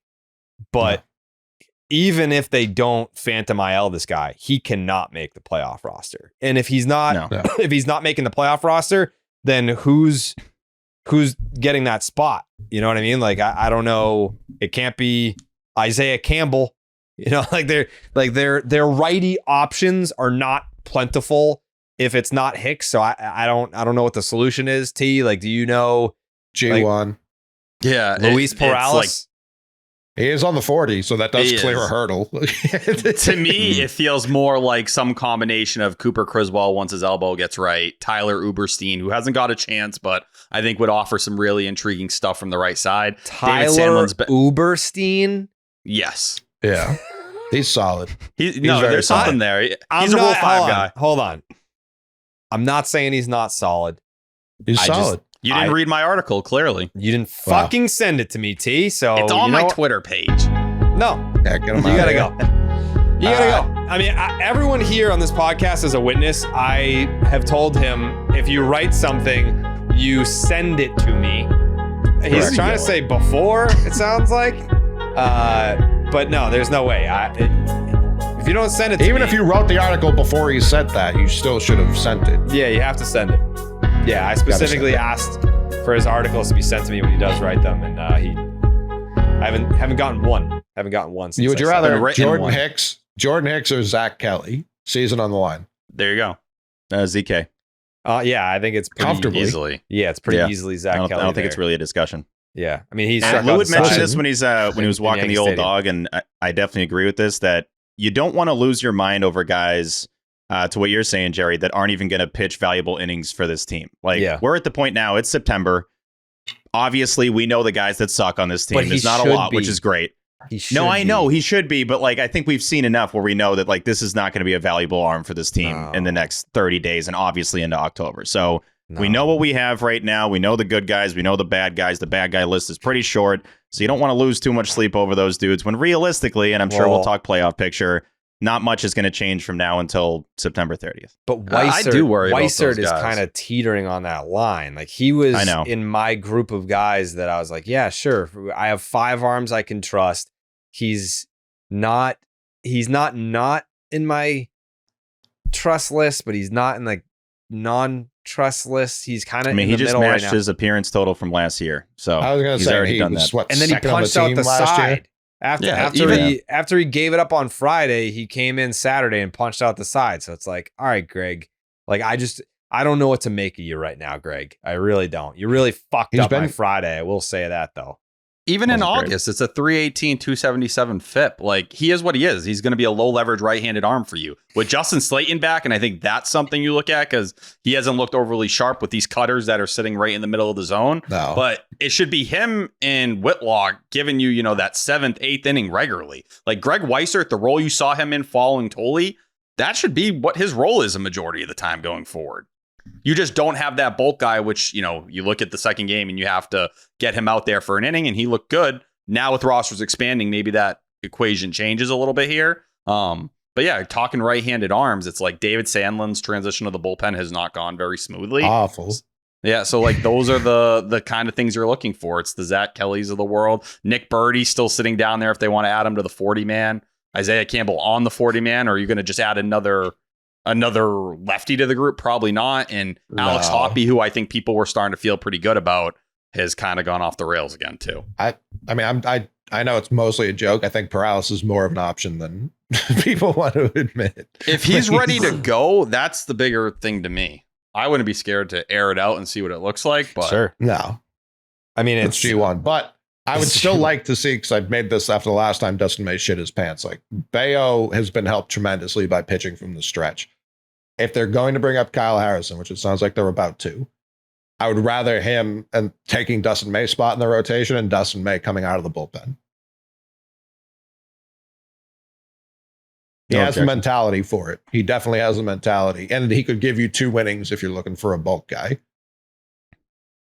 yeah, maybe you get to that point and it's just simply you think May's ceiling's higher than the right-handers that you would be calling up to try and find someone along those lines. I would hope so. We just listed, it's not a murderer's row of competition. Like, it's genuinely, can you be better than Luis Perales, who's never pitched above Double-A, really didn't even pitch at Double-A, made 2 starts through like 6 innings, and he got hurt in the second start. That's your biggest competition to be the right-handed relief arm for this team right now and through the playoffs. I don't think it's that complicated. And if these are the starts he's going to give you, I'd rather those go to Harrison, because if they're that bad, you're already getting that. Like, there's no downside at this point.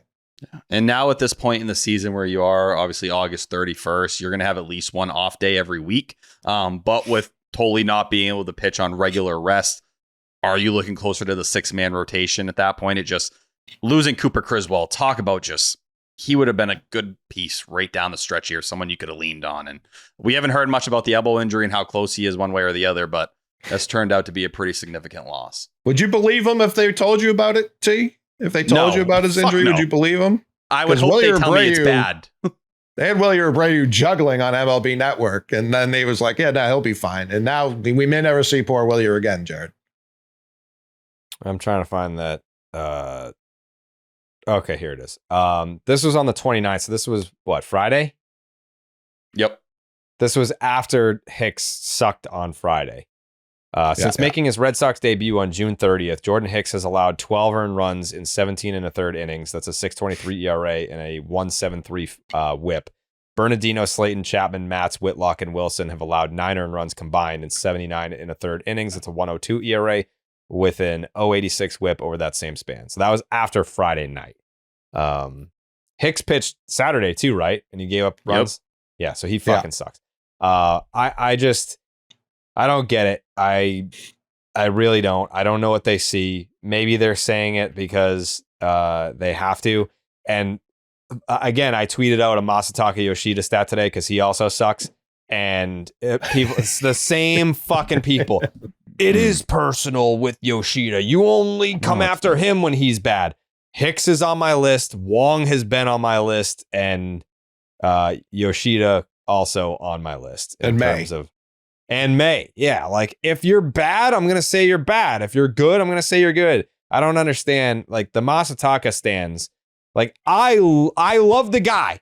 I wish he had the 120 OPS plus this year.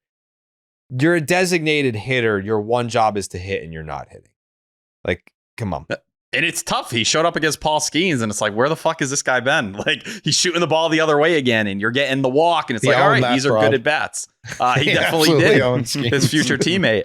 And he's another guy where you get into this uncomfortable spot because he's owed 18.6 next year and 18.6 the year after that. I think with Masa, what makes it somewhat easier to deal with is, he has a limited amount of time. Depending on what happens with Willier here, that's clouded a little bit. But once he's back, you're going to have a difficult conversation. And you saw Romy Gonzalez in this series handle righties well. That's something the Red Sox haven't really been scared to play him against. And if you're going to do that, then you can swap the 4 outfielders with one of them in the DH spot. And then with Nathaniel Lowe at first base, continuing to hit with 2 more today, at second base, whether it's Romy or David Hamilton, you have a system that's going to work where you're getting arguably better offense and definitely better defense. So like that's a straightforward solution in my eyes. It's harder with someone like Jordan Hicks because it's like, all right, where are you going to find another righty that you're really super comfortable with? Maybe you should have went and got one at the deadline, but instead he's dead weight. It's been rough with Yoshida. It's been real rough.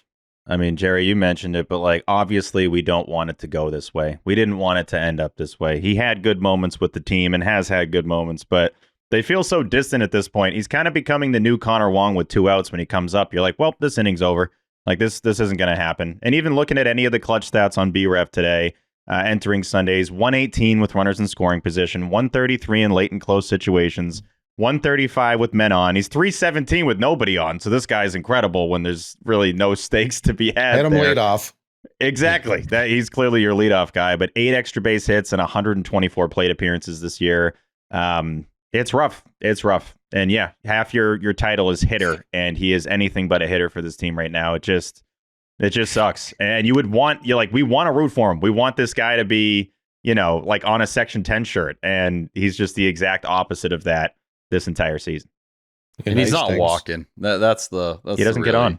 The difficult part there. But even in this series, like first 2 games, 1 for 3, and with the walk, it's like getting on twice, and then you have today's performance where just doesn't look super competitive out there. 0 for 4, and it felt like he was 0 for 10. But on the positive side of things, Nathaniel Lowe Vaughn, before I get into the numbers, I was talking about this. I forget who I was talking about this to, but I said, it was with Steve and Alex Cora before the game.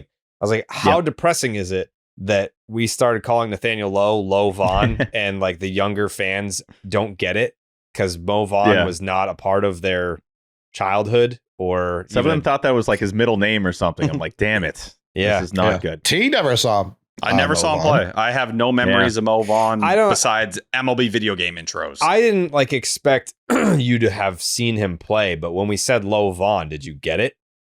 Yeah, like I understood it was a Mo Vaughn reference. And Got it. It's because a lot of the time I've spent at the Sports Hub, there's a lot of 90s Red Sox fans. So they talk about Mo Vaughn like he's essentially God. I mean, he won an MVP here. It wasn't like he was just a journeyman that played for the Red Sox. We should know MVP winners that wore a Red Sox uniform. Like, who's that Ted Williams again? Mo Vaughn won an MVP here and then won the division and rode around Fenway Park on a horse. It's one of the best photos in Sox history. In my opinion. like when I say Lowe Vaughn, I feel like it is. You should probably get it. But anyways, this is an updated stat. Nathaniel Lowe, this is where he ranks on the team since signing with the Boston Red Sox. This is minimum 10 games because he's played 10 games.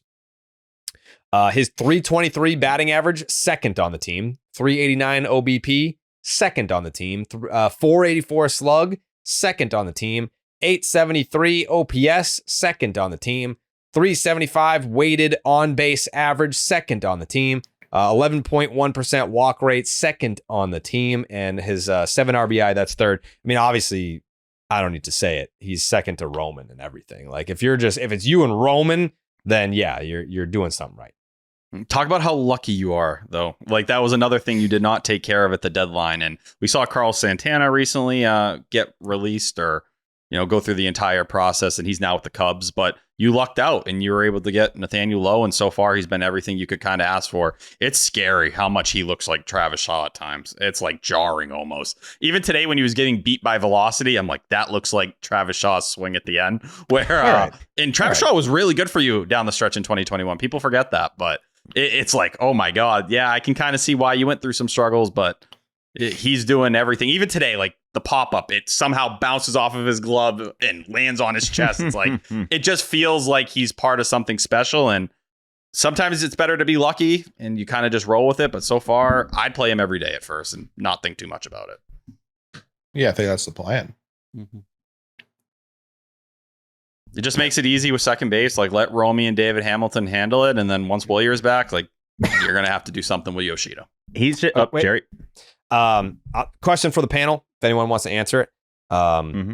So in the replies to my Masataka Yoshida tweet today, which I'll read to you now, since this is the jumping off point of Yoshida in the DH. I think he had grounded out, and I said, since making his 2025 debut, so this is the whole season, we're not just talking about a bad stretch, we're talking about the entire sample, minimum 125 plate appearances. Masataka Yoshida is 184th in OPS, 619, out of 203 players who qualify. 201st in ground ball rate, 59.8%, 60% ground balls. Who the hell is worse? I want to say that there was that's more rhetorical. I'm just stunned that there's worse players at grounding the ball. I think Yelich was in there somewhere, surprisingly. Jeez. Anyways, I was saying he's not a good DH this year. I think that you can, say, all right, like, I'm not saying he's a bad player and he's always been a bad player, because whatever, like, let's just call it a 120 OPS plus the first couple of years. Like, that's good. I'm happy with that. I'll take that. He's not that guy now. So, but then one of the replies was like, well, there's no other option. That's the best option we got. I completely disagree. I mean, I would, depending on who's playing first, who's playing second, who's playing third, what have you, or the outfield, there's pretty much any bat on the bench that's not Connor Wong. I would rather have a DH than Masataka Yoshida at this point. Is that crazy to say? So, like, Rob Refsnyder, you're essentially anybody. Saying, you're not saying David Hamilton? You take David Hamilton out there every day? Yes. Yeah, with the speed. Not every day. No. So, like, not every day, but I think that you could play the righty-lefty matchup with the DH spot, not using Yoshida. David Hamilton still has a lower OPS plus this season than Masataka Yoshida. I'm sure he does. How many plate appearances? You want to play the plate appearance game? For David Hamilton this year? Yeah. 168. To what, 127? Let's see with Yoshida. But you could also argue Yoshida's getting 112. No, Yoshida has more than that. No, I can't. I'm telling you, I'm looking at it. Yoshida has more than 112 plate appearances. Oh, plate appearances. Sorry, I gave you bats. 124. Yeah. 12 doesn't make much of a difference. Anyways. But Yoshida has more consistent opportunities. He has more everyday opportunities than David Hamilton. I digress. I'm just saying it's been bad. If you're talking Hamilton Yoshida, you're gonna see if Yoshida can get back to what he'd been the last. I guess, but I mean, at least David Hamilton is a power threat sometimes, and he's fast on the bases. Like, if he gets on base, there's a threat for a steal, and he may run into one. Yoshida's not running into one, and he's not swiping bags. So he's not going from first to third on a ball in the gap. Hamilton's only value is because he also plays second base. If he played almost any other position, we wouldn't know his name. And I think you start diving into Masa and you look at the difference between last year, like the launch angle is very eye-popping. It was 10.5 last year. It's down to 4.6. Now it resembles what it was in 2023. I do think that's something that, if you're not able to kind of get back to the adjustments they made a year ago, but you would take 2023 Yoshida and be pretty happy. You look at the expected stats, he's 232 batting average. The expected batting average is 254. The slug's 339. The expected slug's 364. Still, they're lesser numbers what they've been the last 2 years. 2 years. It's not great. He's been a little unlucky, but overall, it's not good enough. It's a 258 BABIP. It was 302 last season. It's just Cora's going to keep saying it. You hope he's going to figure it out, and he's working with Pete Fatsy to get back there. But if you can get him anywhere to where he was the last 2 seasons, it's understandable why they give him the opportunity. But it's September 1st, and you're running out of time. You are out of the time. reality. You are out of time. That's what I was going to say. He's had enough opportunity to prove that he can get back on track. Like, I feel like that time has kind of come and gone. We don't have much track left. September's about it winning depends ball on what games. you have invested in the player, right? And I don't once care. you have a clear upgrade with Willie or Abreu coming back, the conversation becomes a lot simpler. Right. Saying you're going to plug David Hamilton in for Masataka Yoshida, they're not going to do that. No shit, but I'm just saying, you could make the justification reasoning. I think Rob Refsnyder would be the one you would try to justify that. That's a professional like anybody. Romy Campbell. Anybody. Well, yeah, I think Romy's going to be out there pretty regularly. Yeah, so I'm just saying. We saw him against righties this whole series. We've talked about the Red Sox communication a lot this year. And if what they did to Rafael Devers, who had been in the organization for almost a decade, maybe even a decade, was what we call bad communication, what would we say it's been since the signing of Masataka Yoshida to Masataka Yoshida? That's not even talking about the part where they had to fire his last translator because he wasn't translating to and from him. So the communication, like, he has no idea why he's in Florida this whole time. He has no idea why he was asked to throw a football in right field. He has no idea. There's no chance he feels part of this team. It's a wholly and the fact that they traded Devers and they're like, don't worry, we've got Yoshida on ice. Like, what? What are you talking about? How is this part of that equation? He is another one who should, I don't even know if you have to phantom IL him because they already have made up injuries that they can just ascribe to him at any point in time. Like, yeah, get him out. Get him out. It sucks because I wanted it to work out with Masa. They don't. Like, they spent the whole offseason trying to trade him. Last 2. That's probably the only thing he knows about this team. It's like, yeah, they really don't like me. So I'm not shocked. A guy who's living on the opposite side of the planet. If I'm going to say Jordan Hicks moved 3 time zones, yeah, Masataka Yoshida moving across the planet and being like, they actively hate me and I've really done nothing to these people. Has to be a confusing process, to say the least. I'm sure it factors in, but he also seems like a dude that's like unaffected by anything. Like, he just based off of body language and us watching him long enough, it's like, is this guy really wearing that?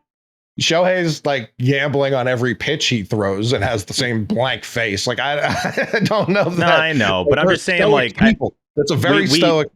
No, I get it, but like, there's other players on this roster that really show you, like, damn, they look like they're going through it. Like, Yoshida never really gives me the vibe that it's like this is a tough time for him. But if anything, that probably makes it a little harder with like the fan base we have. We almost want you to show that this sucks because it's like we're showing more emotion about what Yoshida's going through than what he's actually showing. But it's just been a tough stretch, man. It really.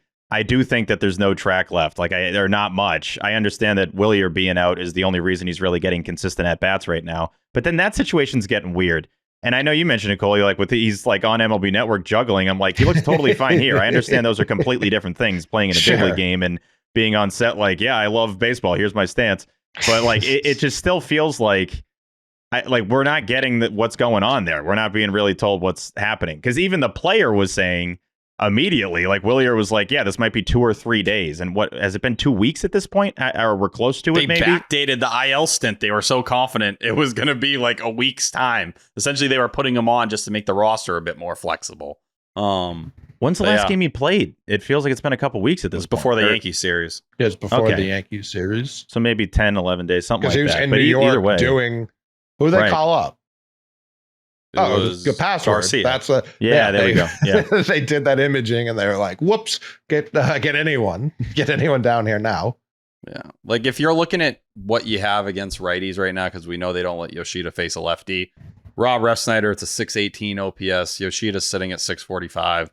I think Romy's the one you start to look at. Just 273, 296, 414, 710. It's not any power really. That's the only thing, but they've been comfortable playing him against righties. It's just that's the ultimate. Like, Willier will force the uncomfortable conversation to have to take place. I think they're just hoping Yoshida gets hot like he did the last couple of years, and all of a sudden the numbers bring themselves up.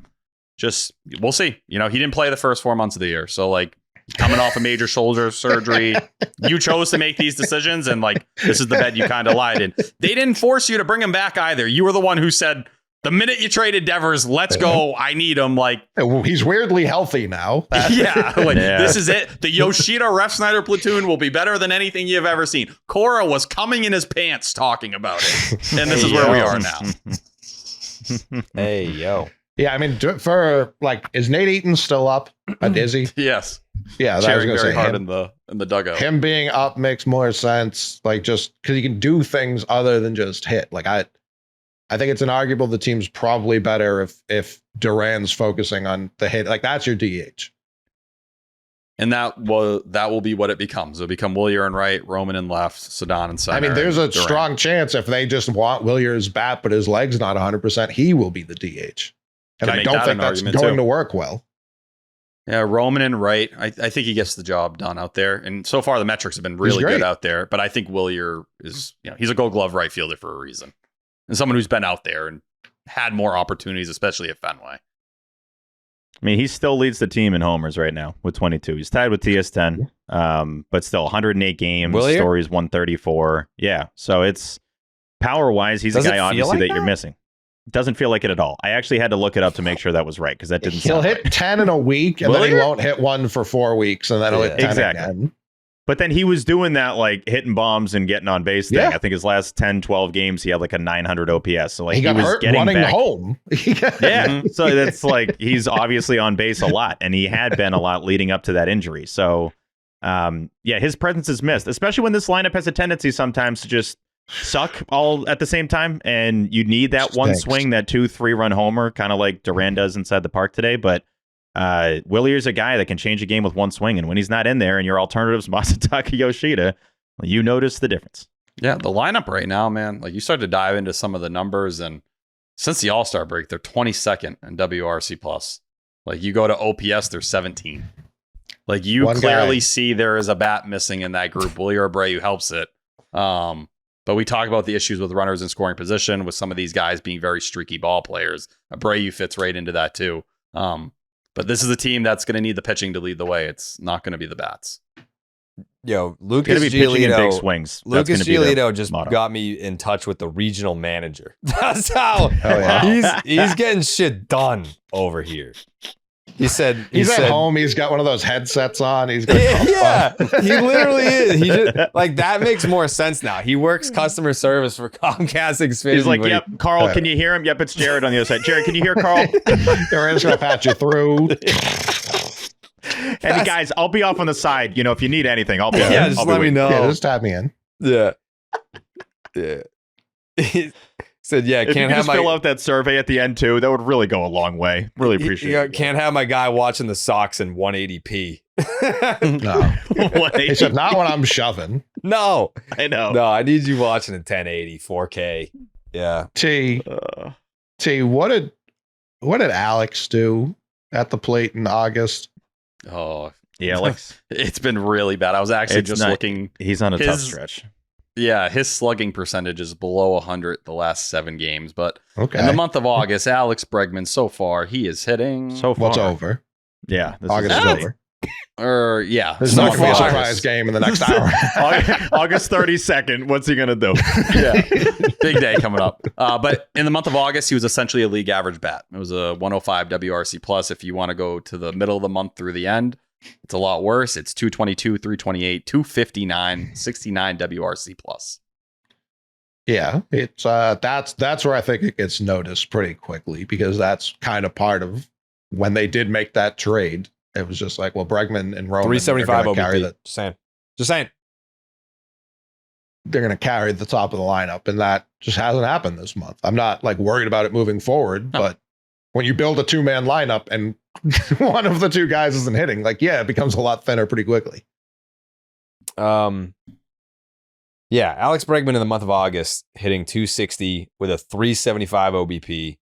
But yeah, the power, it's 360 slug. Did he get hit a bunch this month? I know he got hit this weekend. He's got smoked. Well, you wonder just how much is coming back early from the injury. What are his legs looking 1,000%. like going into September, right? Like when you weren't fully healthy coming back. But it's really, you can mention the 370 OBP. The last 2 weeks it's been bad. not It's a great. 328 OBP and then a 138 over the last 7 games. 074 slug, 074 batting average. Jared.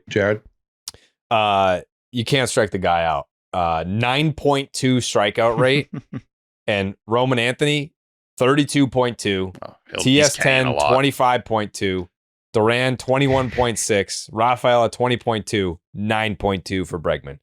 5% of Roman's Ks aren't strikeouts. I agree with that. He's getting so we're going boned to peel a lot. that back to 25%. We're Fair. going to peel that right on back to 25. But, Fair. I mean, yeah, for sure. Roman's getting Bregman's not boned striking at the out. bottom of the zone, no doubt about it.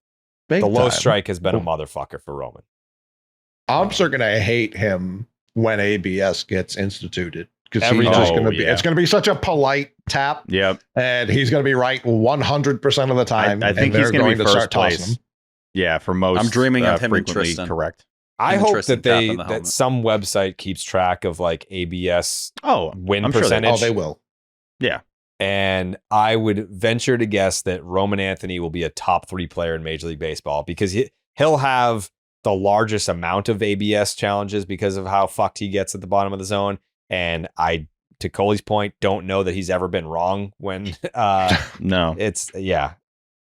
So we'll And see. it's a lot of 3-ball pitches too, so that OBP is going up once Yeah. that system's in. You know what else is going up? What's that? Chubbies. Mm-hmm. Are you ready for some football? Wow! If you're not, Chubbies is ready to help you with their NFL collection. Whether you're tailgating, grilling, or riding the highs and lows of the game from your couch, Chubbies has the officially licensed NFL gear to keep you looking like the ultimate fanatic.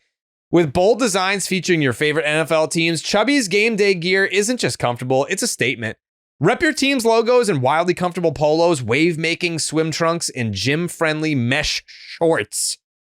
Yeah, you heard that right. Swim trunks with your favorite NFL team's logo on them. All the comfort and swagger you need to take on every touchdown dance, chest bump, or dramatic fourth quarter meltdown. If you're not a jersey guy, this is an elite alternative. If you are a jersey guy, something tells me you'll love their NFL collection because when you're invested in the game, your outfit should be too. And for a limited time, use our promo code SECTION10 for $10 off at chubbiesshorts.com/section10. Yes, that includes the NFL collection. Let the thighs out and let the good times roll. Chubbies is the ultimate football apparel brand, so much so that they created their own fantasy football league. George Kittle, Ian Rappaport, and others have come together to assemble the Chubbies League on NFL Fantasy. Each week, the top 5 scorers will win a chance at Chubbies Polo/Shorts combo with their team's logo. The grand champion gets the chance at the ultimate fan experience, a 5-city, 5-stadium NFL game tour with a +1. While the fantasy flop faces a hilarious and unforgettable punishment only Chubbies could pull off, head to chubbiesshorts.com/the Chubbies League to learn more and have some fun.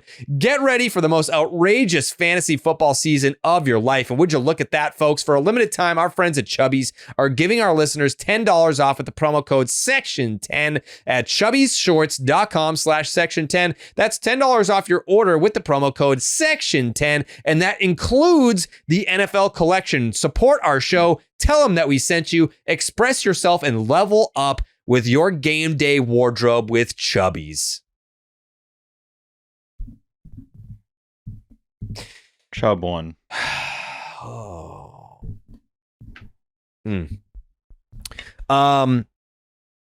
As far as Was that inside the? Whoop. I was going to say, was that inside the park home run? Your hot take for the season, Steve? yeah, he did. Your bold prediction. It, I was, said it had a return inside caveat the to park. it. Yeah, it was when they debuted the City Connect, the Green Monster City Yeah, Connect. so jersey, you I were got it idiot. half So right. you were wrong. You fucking moron. You're I a was so dumbass, half dude. right. Hey, come on now. Dummy. Nah, it was incorrect. Sorry to But- cut you off, Jared, for this fucking moron. Yeah. What a dumb prediction. Apps couldn't have Yeah. been wronger. It was completely wrong. Yeah. Yeah. Dumbass. Oh, it's 2 of them. Yep. Come on. Mm-hmm. That's excessive. Yep. Hey, Uh, come three. on. That's a third 3 one. of them. Yep, 3. This is getting I thought- crazy. Trace. I thought that was for sure going to be Bon Jovi the third time. Dumbo. Bow wow. Fucking dumbass.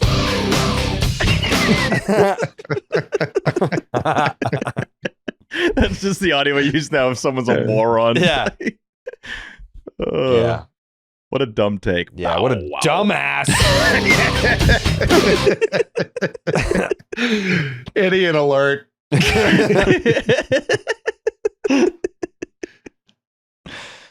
Oh, man. I saw the vision, though, Jerry, because it was like I predicted that it would have been a big thing that happens in the Green Monster City Connects, and they've had a bunch of walk-offs in those jerseys.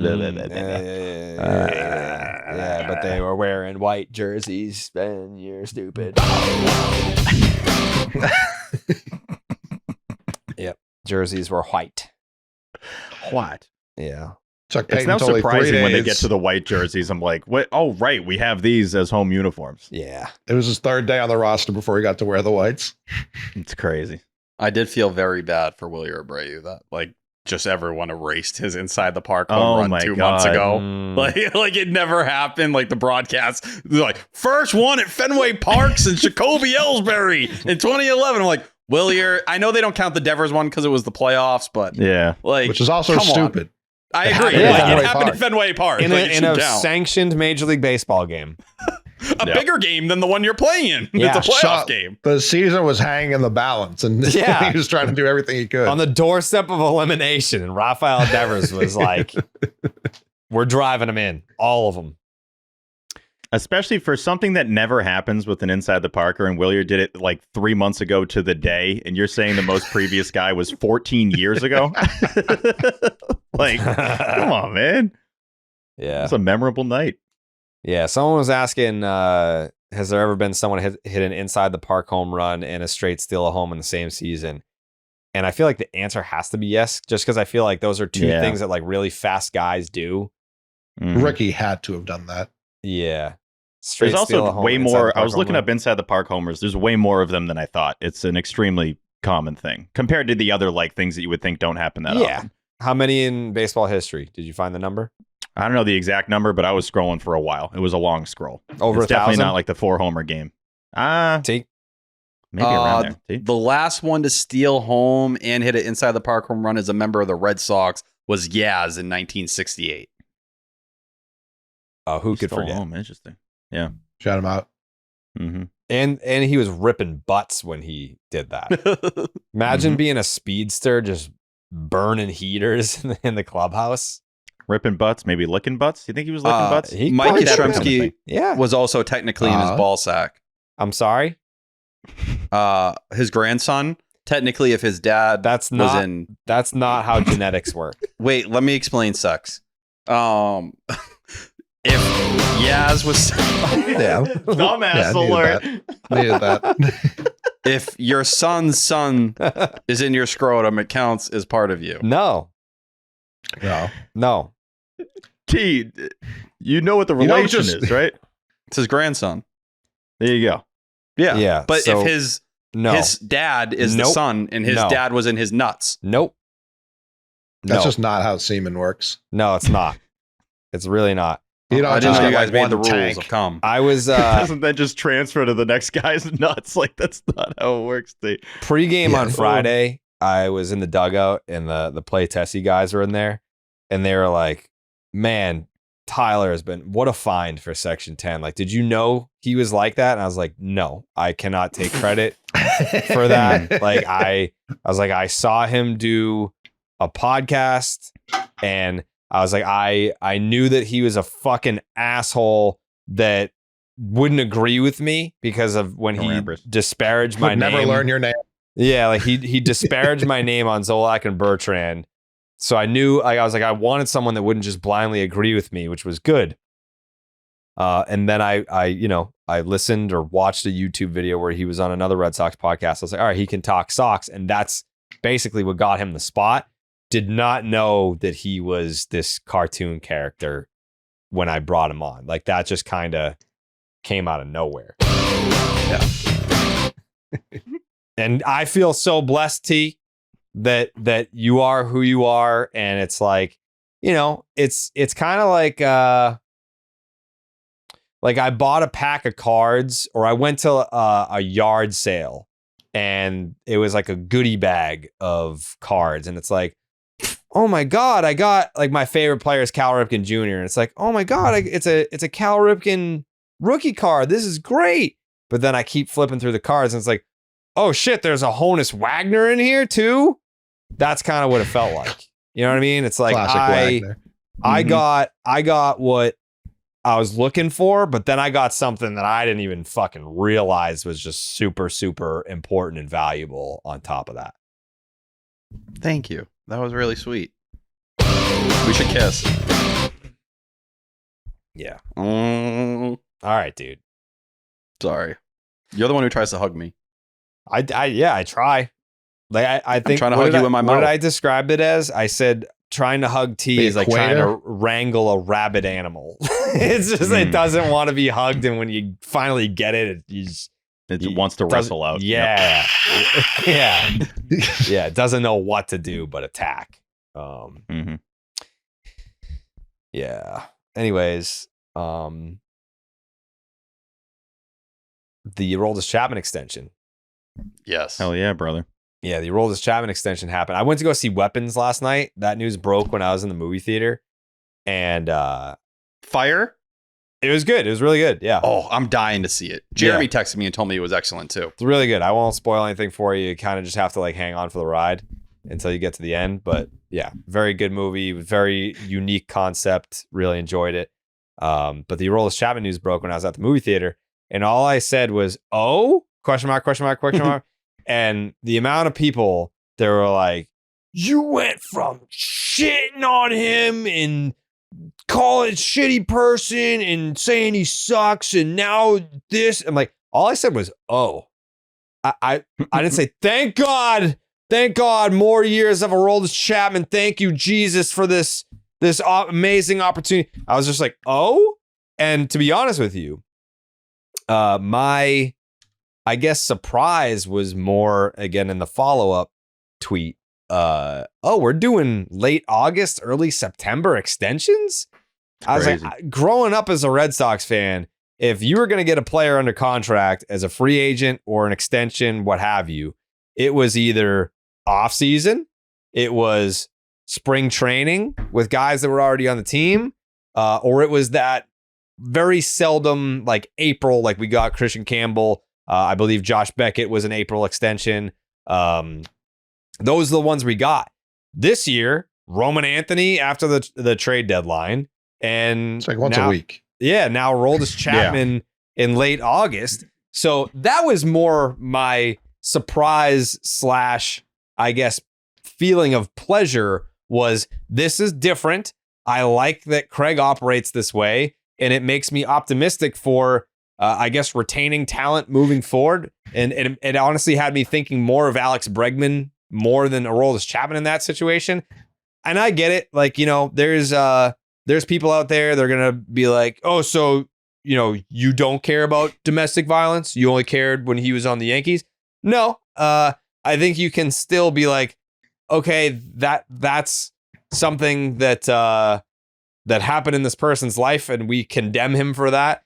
And now that he's on the team that we cover, we have to talk about him as a baseball player. I think it's not about separating the two or saying that, you know, oh, we're over it because he's on our favorite team now. But it's more so like, what do you want me to do when something like this happens? Like, do you want me to like quote tweet the news of him signing the extension and being like, "Oh," and then at the bottom with like a little footnote be like, "And also fuck him for the domestic violence suspension," or whatever. Like, I don't know. Like, but also keep that same energy with like everyone who covers the team that doesn't, you know, shit on him or like make a note of it every single time that they have to talk about him. It's like when they signed him, we had the conversation, we talked about it on the show, and now he's going to be on year 2 and potentially year 3 of being on the Red Sox. I feel like it's something that you talk about once and that's it. You don't have to like the guy, and you can, you know, see the fact that he's going out there and he's having the best season of his career, and you have to talk about it separately.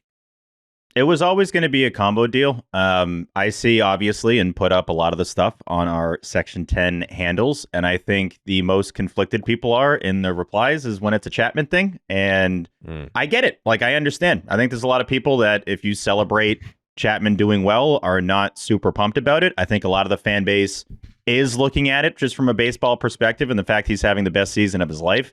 I'll be the first to say it is a little uncomfy, and it's kind of been a little uncomfy, but it's not like... It's not impossible to just watch him, close games for the team and try to appreciate what he's doing at this age.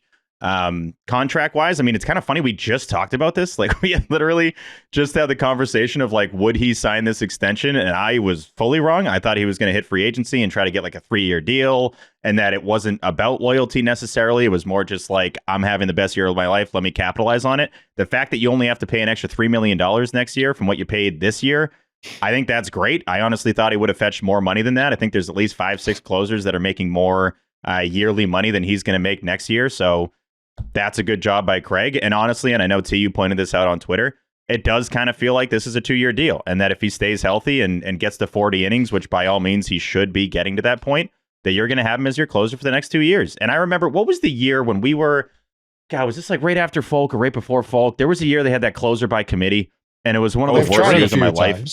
03, okay.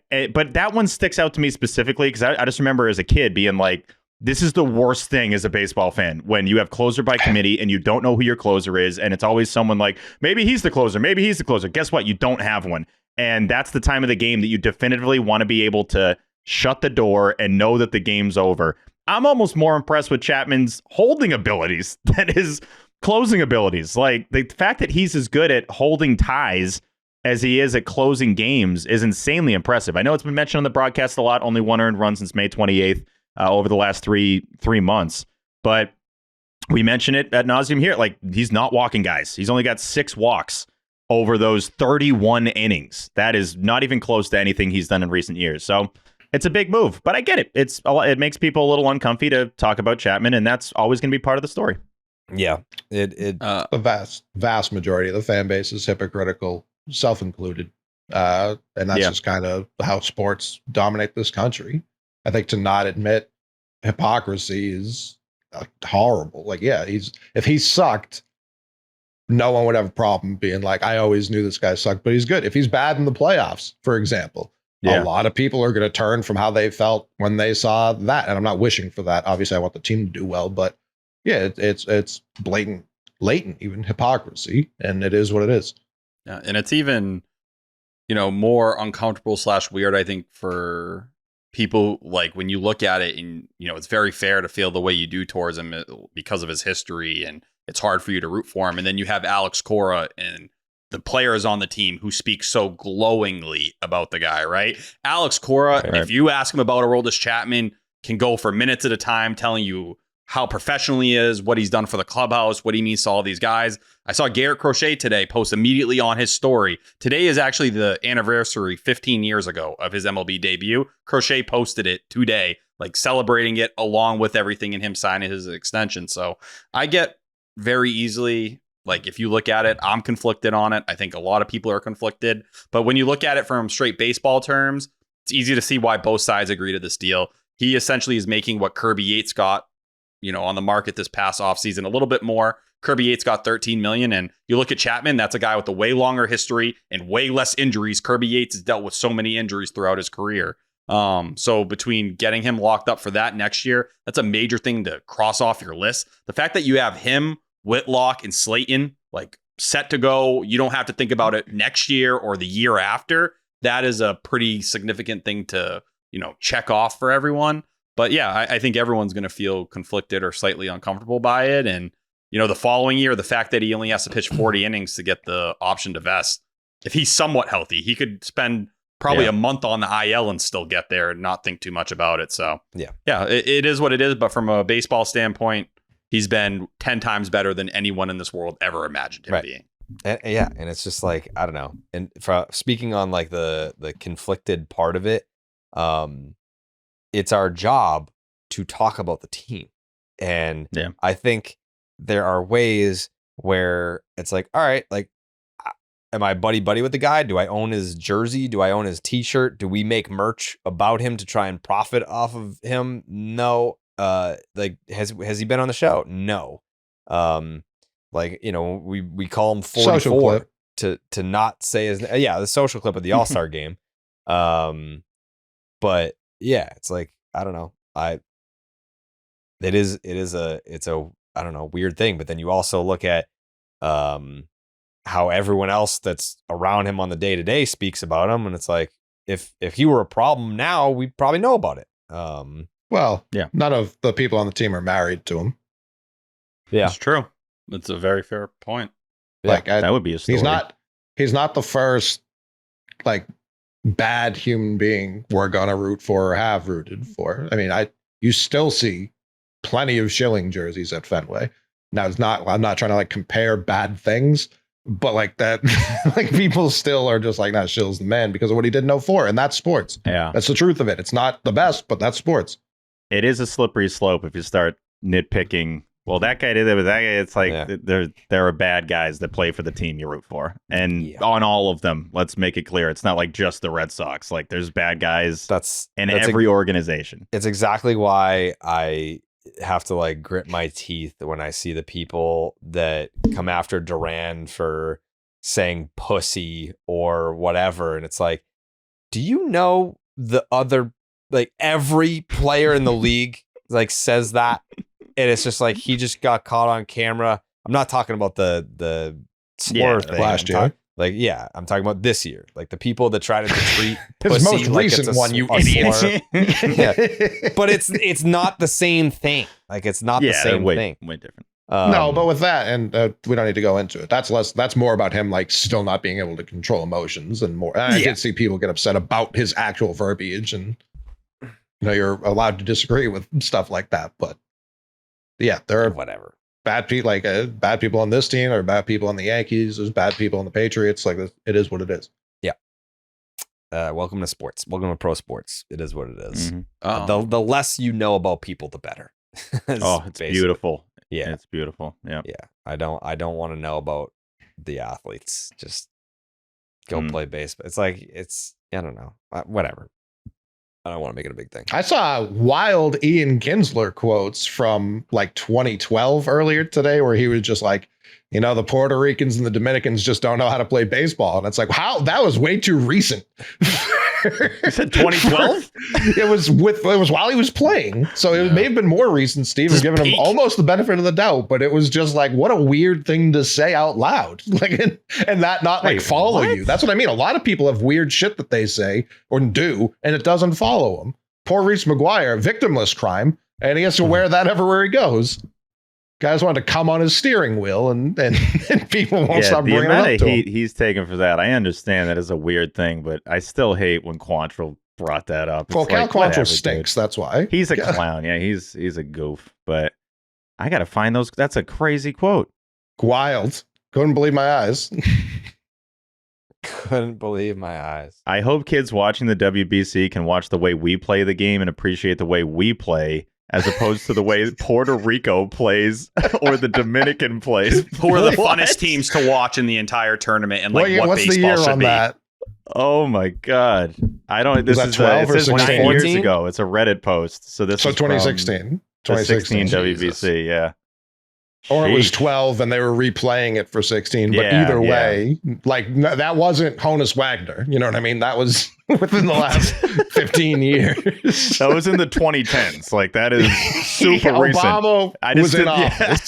Did the quick math. That was the previous decade of the current one. And we're saying, look at the Puerto Rican and Dominican players. And I think we know who plays better. That's a wild thing to say out loud. That is absurd. Oh, man. Bad guys everywhere. Can't play with them. Can't coach with them. Can't do it. Can't do it. T. We should probably hit Buehler too then, right? Don't hit him. No, we should hit Mando. That's what we should do, right, T? Yeah, we should. Let's hear it.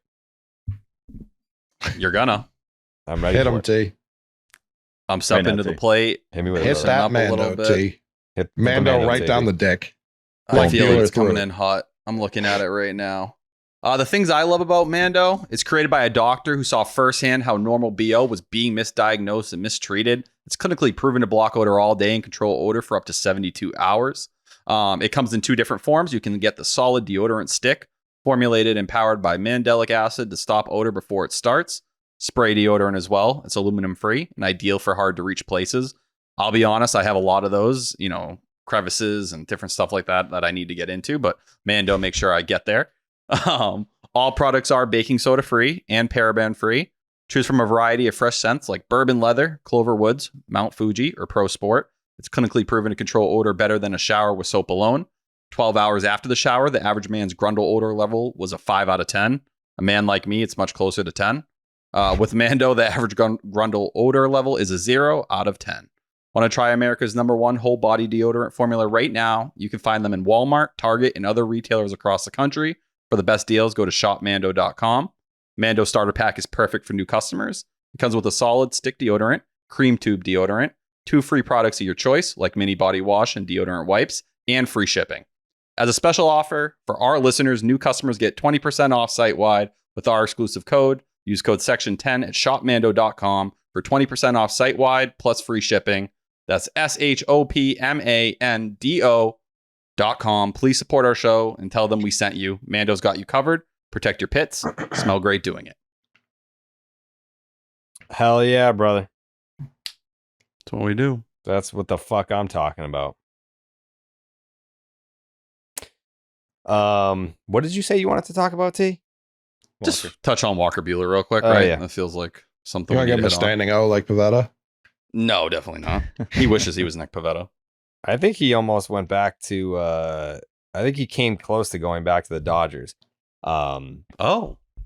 Yeah, I think not to blow up his spot or anything. He didn't. It's fair game because he didn't tell me this, but there was like some listener that was at a restaurant. He like sent me the picture for proof. He's like, he's sitting over behind me and he's talking to someone about coming out of the bullpen for the Dodgers, maybe. And I was like, oh, okay. So I totally expect him to go back to the Dodgers. Lo and behold, he goes to the Phillies.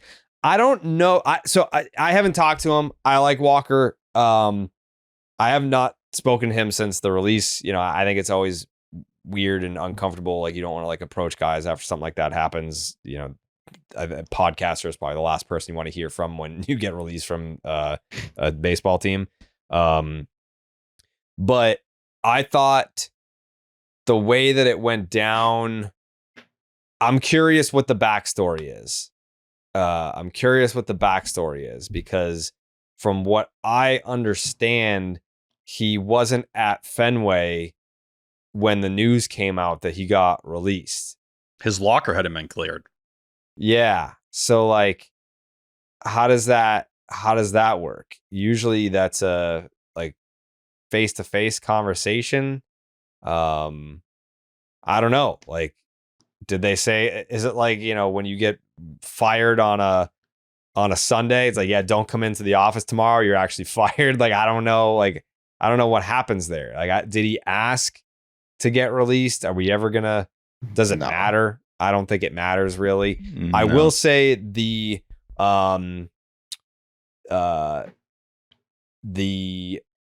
reaction to it on the day of was 50-50 inside the clubhouse.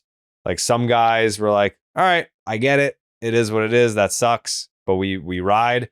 And then the other 50% were like, are we sure we want to, release a dude that's been here since spring training and has postseason experience? Like that has value to this group. Close to Alex Bregman, who's been kind of your tone setter in the clubhouse. Yeah. Like, so from what I was told, the reaction from the guys was 50-50.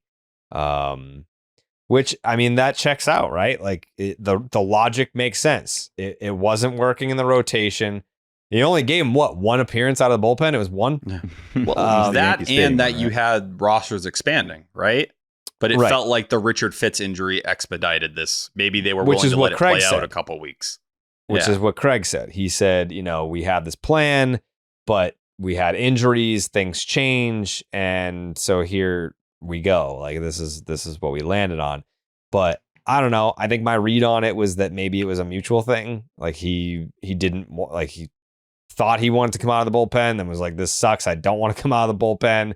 I feel like he comes out throwing 7 different pitches. Like, what are you doing? Yeah. Genuinely. So I don't know. I don't know what happened there, but it, again, I don't think it matters. Like if he's already with the Phillies, he's moved on to a new team. I'm just glad he caught on somewhere.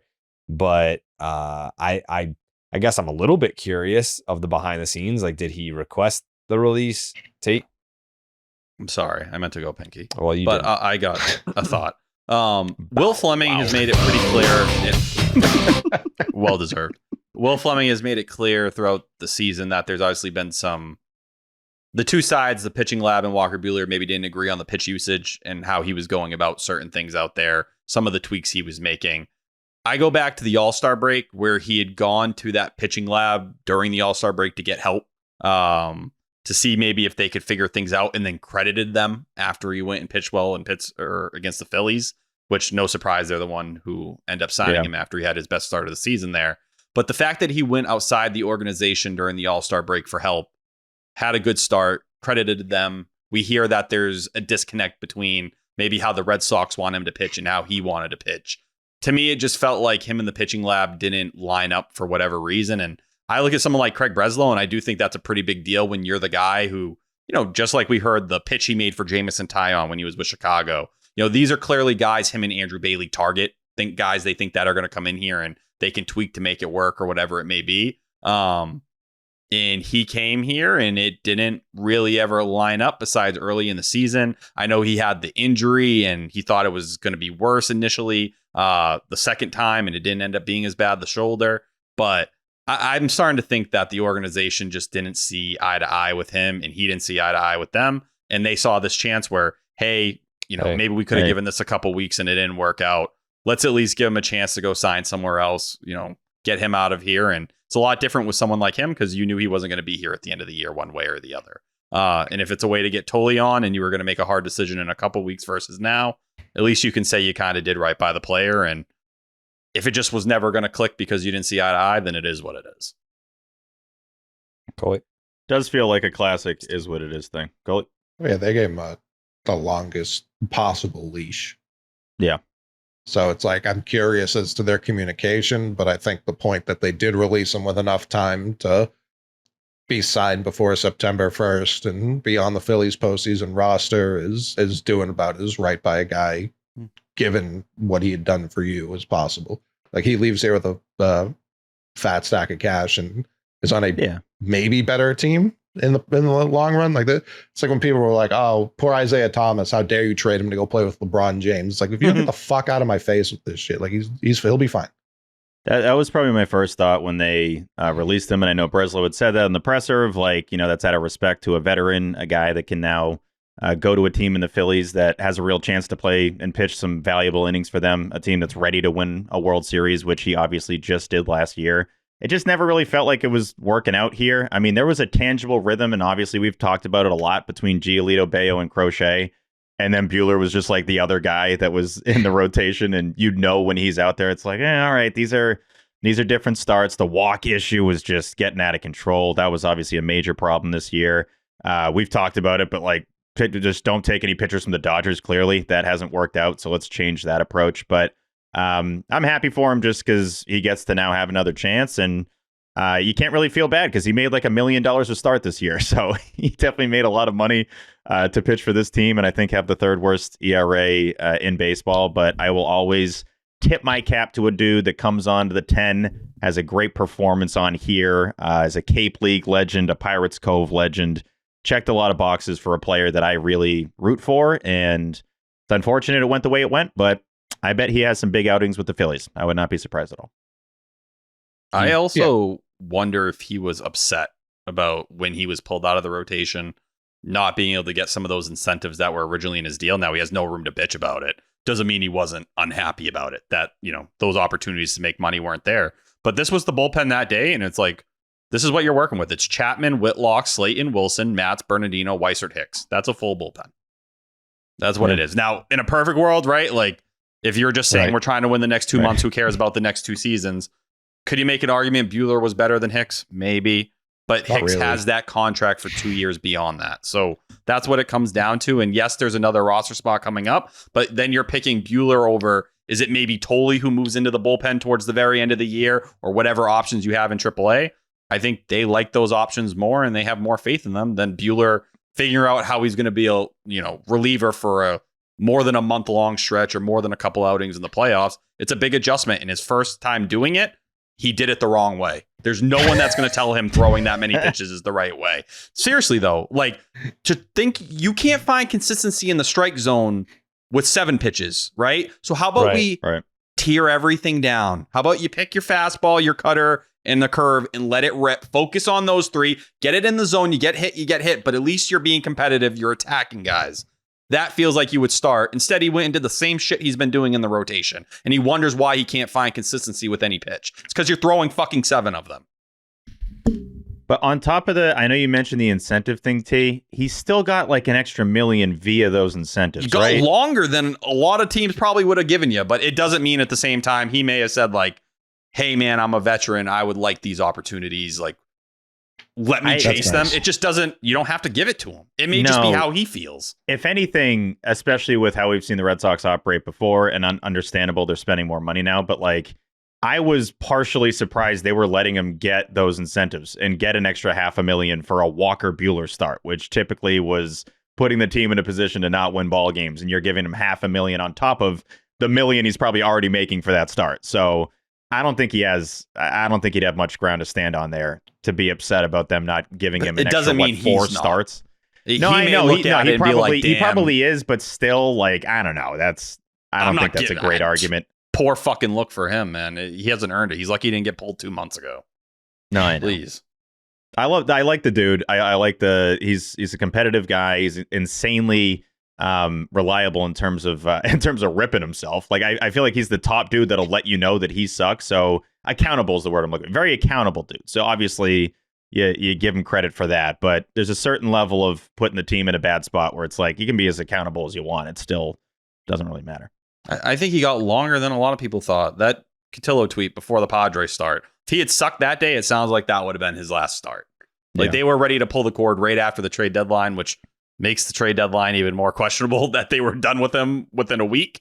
But yeah, I think everybody was not impressed. And I think a lot of that goes back to, are you buying in? Are you completely in lockstep? And to me, it felt like at times he wasn't. Which, by the way, doesn't mean he's a bad guy. Not every pitcher is going to respond well to what they're selling. They need to be a little comfortable. And this is I'm not using him as the example because he's just bad. But there are other pitchers that they're going to have to try other shit with if they want them to max out. And that's just like Kyle Harrison right now, someone like that. Like, you're going to have to try other things sometimes. I'm not saying they don't, but a guy going outside. I mean, how many pitchers have we had fixed by someone just watching TV and Dustin Pedroia being like, hey, he's tipping. Like, you got to be receptive to outside. Again, not the example I'm using for him, but just in terms of the lab in general. Well, I would love to discuss this with Andrew Bailey, but the only time I can ever get to Fenway is on Friday, and that's like one of the only days he can't go because like at the start of a series, they got to do the pitcher meetings. We'd have to like time it for like a series that started on a Thursday, which I believe just happened, right? Am I an idiot? No, but they were on the road. Never mind. Yeah, It was the Yankee series. Yeah, I'm dying to get Bailey on here. I have so many questions. I know T would probably just he would faint, but like his brain would go in a million different directions and you wouldn't know. Like, what would be the first question you ask Andrew Bailey, T? What do you think is the biggest misconception with the way you guys approach pitching and usage and fastballs? Yeah, attacking people in general. We got to make it work. I don't know how we make it work, but we got to make it work because I'm dying to ask him so many different questions about like the pitching lab, and not in like I feel like the way that I just said that comes off as like, oh, I'm dying to grill him and I'm like a combat. Like, I love Andrew Bailey. I'm just curious. Like, I'm fascinated by it. I'm fascinated by how he works and how he communicates and how he's gotten guys to buy in. That, like, it's difficult. Like, are certain dudes that I would say have had their secret sauce work in the big leagues for quite some time. So getting guys that have these established careers to buy into something completely different. And it feels like it feels like 80% or more do buy in. Is that wrong, T? No, that feels very right. I think so far they've had more hits than misses. There's definitely some misses, but they've shown when you have the best ERA in the sport for really 2.5 months, what can people say to you? It's clearly working. Yeah. Like Brian Bayo made the Logan Webb jump. Garrett Crochet became the ace we've all wanted for, and he's doing it into August, which he didn't do last year. Lucas Giolito, career completely reinvented, and he looks like the guy who was once getting Cy Young votes.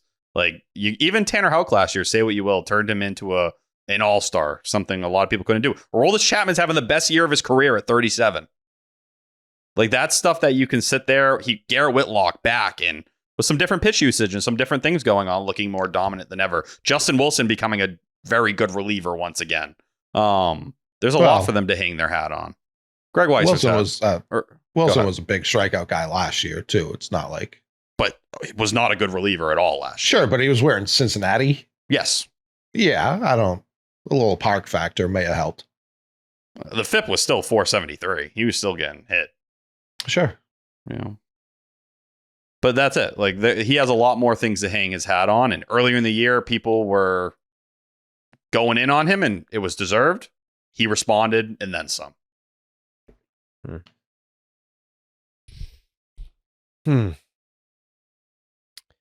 Do we feel like this series was kind of a free pass? A little bit, coming off that road trip. I mean, one of the best road trips they've ever had in team history. I think it's also the Pirates thing, and we had outlined this before the series. They're not awful. Like they're not a terrible team. They were actually playing pretty damn good ball the last 3 weeks. They only lost one series, and it was to the but they had lost one series in the last 3 weeks, and it was to the Brewers. So it's like they're playing good ball. And obviously Skeens on Friday, you can just say, okay, you lost the Skeens game, and then you split the last two. So it's pretty easy to justify what happened here. It does suck losing that, and we talked about it earlier, but the way you lose Friday stung, because the vibes were at an all-time high when Tolle's coming off the mound, and then immediately change, regardless of if he should have even been pitching that inning. And Weissert, you have a little bit of understanding for the situation he's in, for how much he's pitched this year, but still, you win that game, then you win the series. We feel way different if those last 4 innings go differently on Friday, but I'm not really that upset. You're going to lose some series the rest of the way. Just try to get back to that top wildcard spot, and they should be fine. Yeah, I think you're annoyed at the offense than anything. Yeah. And the lack of timely hitting is still a problem. Any hitting, yeah. It's like the Skeens excuse you get for sure. They can't get anything really on Mitch Keller. It's like, all right, less of a Jose Oviedo who had been hurt most of the year, just kind of came back. It's like, all right, I have less of a excuse for those performances. And you still look at it like August as a whole. They're 17-11 this month. You got to go all the way back to 2019 for the last time they were above 500 in the month of August. So yes, you have this disappointing series against the Pirates, and I wholeheartedly agree. I think there's some conversations to have about the offense and, whether, how good are they really? What do they look like with Buehler or Abreu? And just the unfortunate return of the runners in scoring position problem, which clouded the first couple months of the year. Don't love that existing right now. But still, you went 17-11 in this month. And yes, that streak you went on where you handle business against the Orioles and Yankees, the offense wasn't lighting the world on fire, but your pitching continues to be the main battery in your backpack. And to be 17-11 this month, that's a massive win. No, you added pack to it. It's just battery in your back. I'm fine with your backpack, though. I'm fine with that being your. It works either way. Yeah, battery in your backpack. There you go. But I think just having the month you did, you can be disappointed with this series, but you handled business this month like you needed to. For sure. It's put you in a spot going into September where you can add some more barring batteries a really bad collapse, you should be in the playoffs. And the playoffs start less than a month from today. I still hate that, by the way. I do hate that the playoffs start in September. That's just very, very annoying. Standings wise, though, and this is why I don't think much is going to change. I am hoping, obviously, like we've said, that the Red Sox are the top wildcard team to get to host those playoff games, live shows, bada bada boo, everything's so much fun. Bada bada boo. Since the break, Jays 24-17, Red Sox 23-17, Yankees 23-18. Nothing's really changed. Whatever those standings looked like when we were in Atlanta, essentially look the same. And there's a lot fewer days left than we've had since the break. I think it's 45 days since the All-Star break, 28 days left in the season.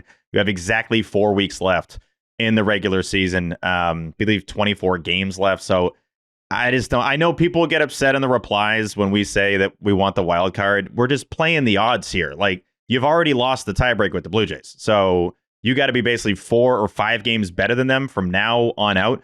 To be 5 games better than somebody over a 24-game span is hard to do. And I don't know if they're going to go on another 10-game winning streak like they did leading up to the break. So I think realistically, again, top wildcard spot feels like it makes the most sense. Jared? The Red Sox had the best record in the American League in the month of August. Does it feel That's that way? impressive. That actually surprised me a little bit. Well, it feels like there's some games you left on the table. I think that's the kind of weird part, you know, where I was like, I probably 3 games there. You could have easily added on to 20-8 that. feels right. 20-8 feels right based on how they played on the field. So the Brewers were 21-9 in the month of God, August. yeah. The Phillies were 18-11. Then the Red Sox were 17-11. Next best team What's was the next closest The AL? AL's kind of stunk. Yeah, the A's? They've stunk all year. That's been the only reason to have hope in this team was how bad the AL was. the next The best A's team have in the AL. second best AL record Huh? in August. No, that's not I think true. it's the A's. No, it's the Tigers, 16-12. And then the Yankees were They're 15 and 16-12. 11. Winning percentage is higher, 15 and 11. The A's I were mean, 15 I'm just saying 12. 15 and 11 is a high. Bow Oh, okay, wow. so it must not be. Yeah, bow wow. Well, I'm looking at stat means. Sometimes this isn't reliable, but Yeah. Wow. I will Either say, way, yeah, like, right there. the conversation about the division, I think you can have a lot of arguments back and forth about whether the layoff is good, you know, whether a young team, are they going to respond well with that many days off?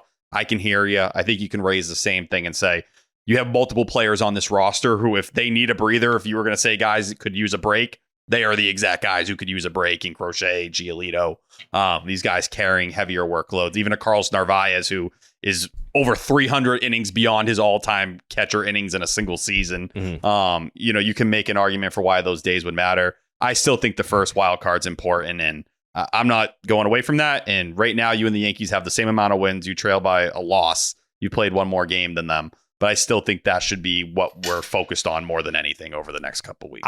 I asked Hubs, I was like, are you more confident? Where is your confidence level if you have to play a wild card series at Fenway? And he said, oddly enough, I'm more confident if we have to play at Fenway than Yankee Stadium. And I was like, well, you're going to lose either way, but like, you shouldn't feel more confident coming to Fenway because That makes no sense. yeah, the Red Sox have been really good at home this year, and we kind of just wipe our ass with you at Fenway in the playoffs anyway. So, like, I don't know why. And he's like, well, because there's more pressure, like this team, if they have to play. I was like, he's like, You lose the short porch, like, no. He said home field hasn't felt like an advantage for the Yankees in quite some time. It's like, well, that's because all you guys are fucking assholes. Like, that's why. Like, you guys are the problem. Yeah, you can't talk out of both sides of your mouth, and I think there are some people doing this, saying how special Fenway is and what that environment is, and then be like, yeah, it doesn't matter. Like, you know, it'd be cool if they're at Fenway for the wild card round, but it's not essential. You can't have it both ways. And to be fair, yeah, they lost 5 in a row at home, leading up That's to going to happen today. though. That's going to happen. That happens. Sure. You know, like, But you're not going to still- play 700 ball at home for the whole year. No. Like, it is what it is. But Anyone acting like this team would not get a significant benefit from being home versus having to play in Seattle Yeah. or New York. and I think don't that's want to just sit being around. inaccurate. I don't want to sit around. Which is I'm not fair. saying Right. me as a fan. I'm saying I don't want the team to sit around. I want the top wild card spot. I want the best of 3 at Fenway. I want the Yankees to be a nice little warm up for the Sox before, you know, you take your chances against maybe a team like Detroit in the division series. And it's like, okay, like the Tigers have Skubal, and then what? I like my chances against them. Like, I'm not saying put the Sox in the ALCS, but like, you know, I would love That path is not bad. a Red Sox Astros round 3, right? No, round Ooh. 4. 17, 18, 21. Yeah. Like a round 4 of this Red Sox Astros. Sign me up for that. And I'm not even saying that, you know, the Red Sox should be favored or whatever, but they've played them tough this year. They've played them tough. Like Yeah, I mean, there is a path to the World Series, is all I'm saying. Oh, of sure. course. It speaks to what the American League is, right? And that's what Coley was saying earlier. But when you're talking home records, like Tigers 44-25, Blue Jays are 45-24, Astros are 41-30, Yanks are 41-28, you're 42-27, and the Mariners are 41-27. All different teams when you get them in their home ballpark, which is all you experience in the wild card round. I almost feel like people don't realize that because we haven't been in the playoffs, that every game is going to be at Fenway Park if they get the first wild card. But like the Tigers went into Houston last year and stomped on their dicks. It's possible. And for me, if I had Aaron Judge and Giancarlo Stanton on my team, I would for sure rather play at Fenway than at Yankee Stadium. That just seems like such a mentally weak ball club, man. I feel like Fenway could eat them alive. Maybe. You get Fenway going and they get hyper and like going nuts. Like the Yankees feel like the team, especially this year with their defensive problems in their bullpen, constantly shitting their pants. Like that's what Fenway Park is meant to rock. You get Fenway Park on those guys, like give me that over Yankee Stadium and them fucking short porching anyone to death. Yeah. But I think that park has demons that they have not come close to exercising at Yankee Stadium. Like, I get what Hubs is saying. Like, it is a weird situation for them. It's like, yeah, we have Trent Grisham and Ben Rice and Jazz Chisholm who hit these fake home runs only at Yankee Stadium. Stanton fucking wills himself. But I mean, I've seen Stanton at Fenway 1,000 times. Hit balls farther than anyone. Like he'll hit him to every direction. Yeah. So that's where it's just like, if I'm them, do I want that? But also those guys are going to be going up against Crochet and now maybe even Tolle. Like we do have lefties to kind of neutralize their lefties. So I'm like, I don't want to fly to Seattle. There's just so much data on cross country flights. Like obviously, like ideally they're coming here. Not that I'm afraid of the Yankees by any stretch. That might be the best case scenario. Yeah. Like their pitching's unbelievable. Obviously Cal Raleigh loves playing at Fenway Park. These are all true. Randy Arozarena likes playing at Fenway Park a decent amount too. But if they have to fly here on short notice for a playoff series, I think that's probably the best option presented to us.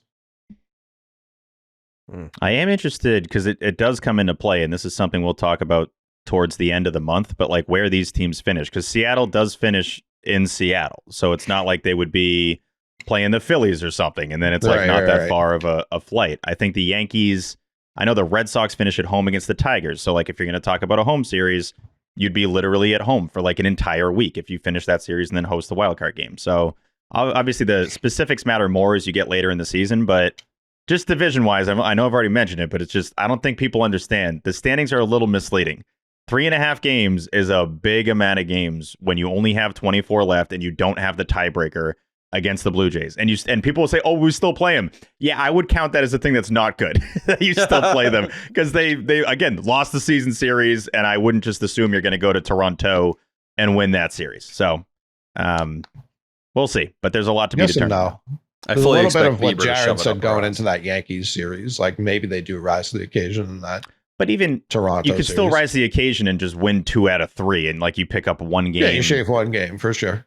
And then they host the Rays to close the season. So it's like, I don't know. It's not going to make much of a difference. But at least it's September, and we actually care about checking the scores the first time in what, 4 years. So it's a big deal. It's also, like, if we really think about it, it's September, Judge. It's not October, Judge. That guy fucking blows. September, who knows? Like, we just haven't seen it.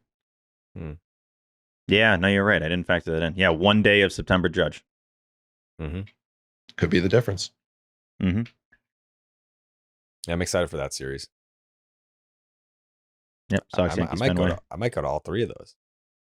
That's Sunday Night Baseball. ESPN picked it up.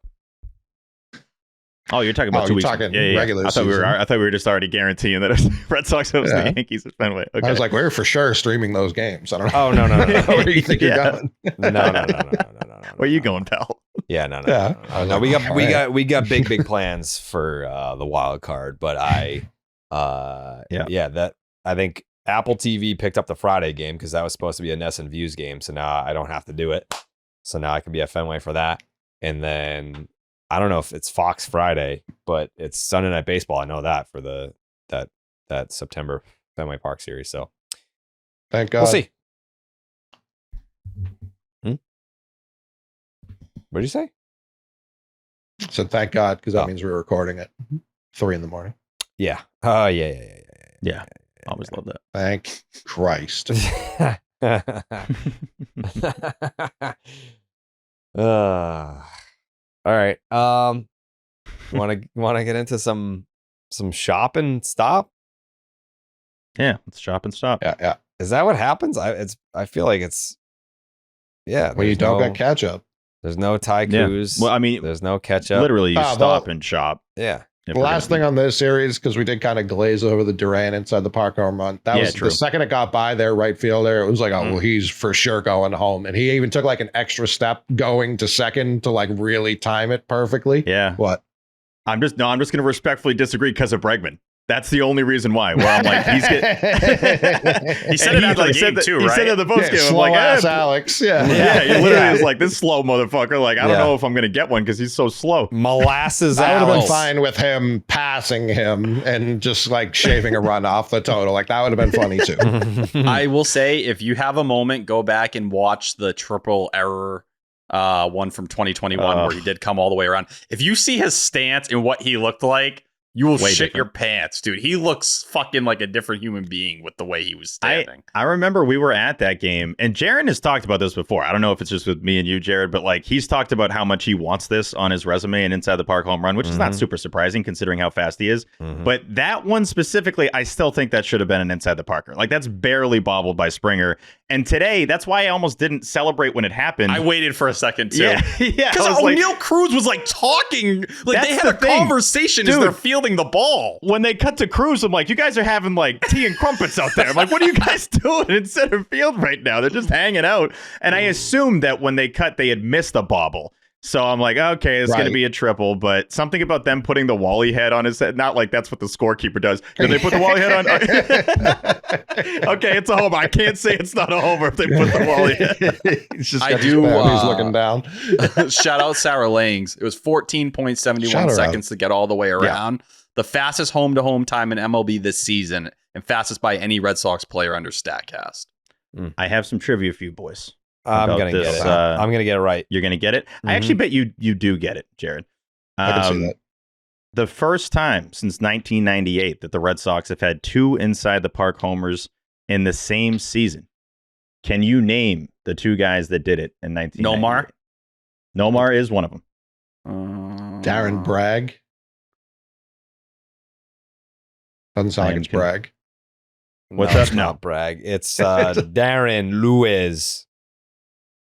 Darren Lewis is correct. It's Darren Lewis and Nomar Garcia. I knew it was a Darren. I knew we were Darren hunting. They were only 2 days apart, by the way, which is kind of cool. Darren crazy. Lewis. Yeah. Alan Peralt used to call them, he would call him hit it to the wrong guy. That was his nickname for Darren Lewis. He just caught everything. His range was effortless. Shit. And the other thing from this series, talking about the Fenway atmosphere on Friday, it's Sunday. Yeah, on Friday. The Skeens seemed to love it. And I think that's important. I saw him roaming around, checking out the crevices. Yeah, he was like, this ballpark's fucking sick. Well, so he stared into my soul in that video I got of him. Kind of freaked me out a little bit. His preparation is like next level. Watching that routine, I'm like, this guy has it down to a second what he's doing. He's got a battery in that backpack for sure. Yeah, he does. Oh, big time. He does. Yeah, he was doing the backpack thing, like swinging around. Yeah, like, the slosher. It's crazy. Roman taking him deep, man. That was fucking electric. Thank you for bringing that up, T, because I know people would be pissed if we didn't do that. I wish it meant more. Man. I wish it meant more, but it meant a lot to me in the moment. It did. It did. I mean, seeing two guys, are they both younger than him? Yeah. Skeens? Seeing two guys younger than you come out and dominate so efficiently with Tolle and Roman, it's like, yeah, I could see myself being a part of this. At the top of that rotation with this guy in right field for me. It seems pretty nice. Yeah. Roman Anthony's baseball savant data is also officially qualified. Tyler, 100th percentile hard hit percentage. It's Tyler, really I had a hard penis when I saw that. That was the first thing I saw. Crazy, when I woke up and I saw that you tweeted the savant thing, I was like, this is a big turn on, honestly. Because we had talked about that, about like when it was going to qualify to be on Savant. And I was really looking forward to that. It's way better than I would have thought. And obviously we knew it was going to be good, but it is bloody. It is very bloody. And you'll love to see that. Yeah. The only person better this year is Kyle Schwarber. by 1%. The person below him is Shohei Ohtani. They're both At what, bloodiness? Yes. Okay. Blood per game? Yes, Yeah. exactly. BPG.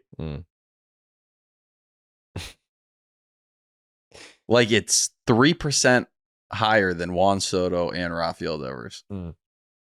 Why, Dick why to does balls bat speed ratio. not qualify? Yeah, the DTP. What'd you say, Coley? Why does his bat speed not qualify? I don't know. It must be a higher threshold. I've seen that with other guys too, though. Very strange. It's just so fast that they can't even they can't record it. Might be because just a certain number of swings, and he is a pretty patient guy at the plate. That's true. That could be it. That's a good point. Still waiting on those dick to balls numbers. Yeah. They can't get the measurement on his bat speed because his giant balls are in the way. He's hitting 352 against fastballs this year. It's good. It's pretty good. Good luck. I love batting average. I do too. I like it. It's average exit velo is 94.2. Some light. It's ridiculous.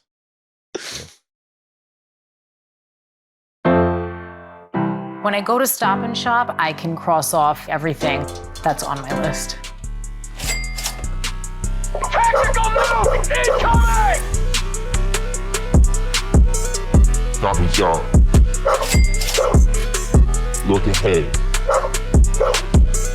Stop and shop. Fuck yeah, fuck yeah. Look ahead. Red Sox win, leave them dead. Red Sox win, I'm seeing red. Stop and shop, we look ahead. Red Sox win, leave them dead. Red Sox win, I'm seeing red. Stop and shop, we look ahead. Fuck yeah, fuck yeah. What's better than having to stop and shop, getting it done for all of you? Stop and Shop, look ahead is brought to you by Stop and Shop. Head on down to Stop and Shop right now. You get 10 cents off your tangerines when you buy at least 5 pounds of tangerines only at Stop and Shop.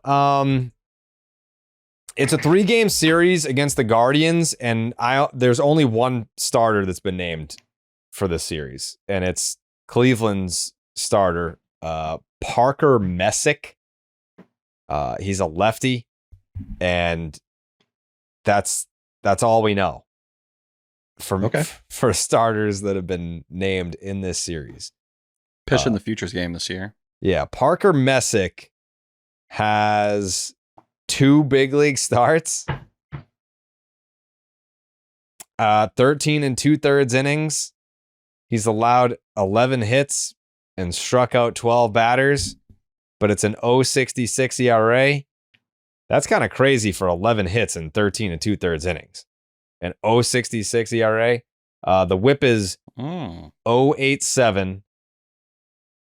The FIP. What's the FIP, T? I'm actually looking at his prospect savant page. 1 second. I'm sorry. I don't even see a FIP here. The fuck? On BREF? Yeah, the fuck. Oh, you're looking at you need to click and make it overview. It is 158. That's crazy for 11 hits and 13 2/3 His innings. AAA numbers, at least in terms of percentiles, is really fucking good. Yeah, he's good. Whatever. That's the only pitcher that's been named in this series so far. Bad news for him is Rob Refsnyder's still alive. Oh, yeah. He rolls out of bed and crushes lefties for breakfast. We're going to see Kyle Harrison in the series, maybe, T?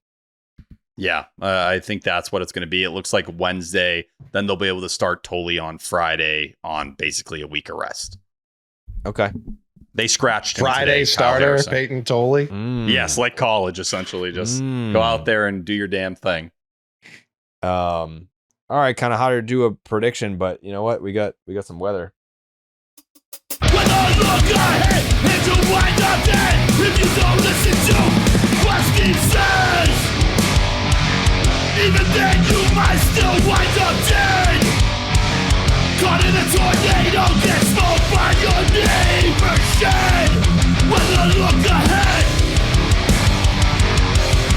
when I look ahead, Billy's got me bears. Chew 'em with your mouth. Weather look ahead, brought to you by Billy's Gummy Bears. You chew them with your mouth.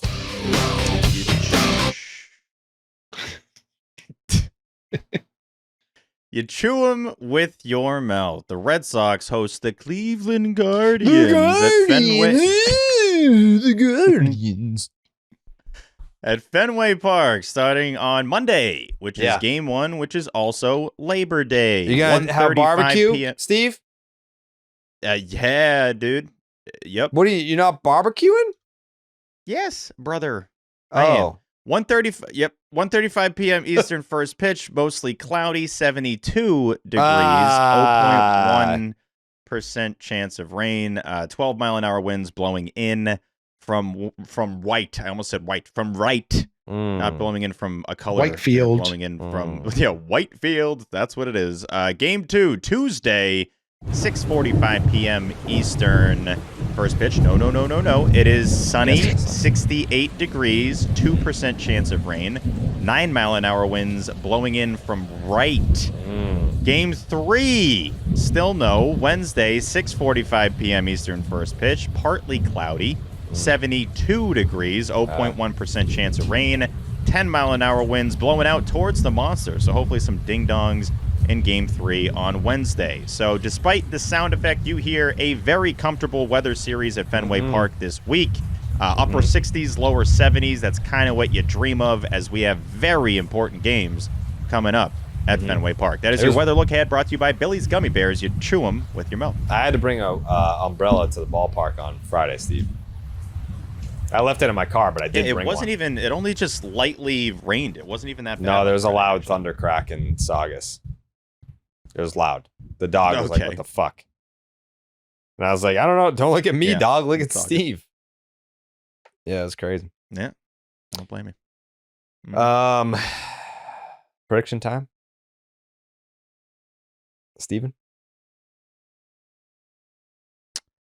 Yeah, the Guardians had won 4 games in a row before the finale, losing to the Mariners there. They have the second worst team OPS in baseball, only better than the Pittsburgh Pirates. So take that for what it's worth coming off that series. They've scored the fewest runs in the American League this year. So just score some runs, Red Sox. That'd be great. It's hard to believe there's only 12 Fenway games left in the regular season now. Obviously, the postseason's no guarantee in terms of hosting. We do hope that's the case. The best AL home records in what I would call the summer, which is June through August, the top 2. It's the Blue Jays at 49-30, the Red Sox at 48-30. So it's been a fun summer at Fenway.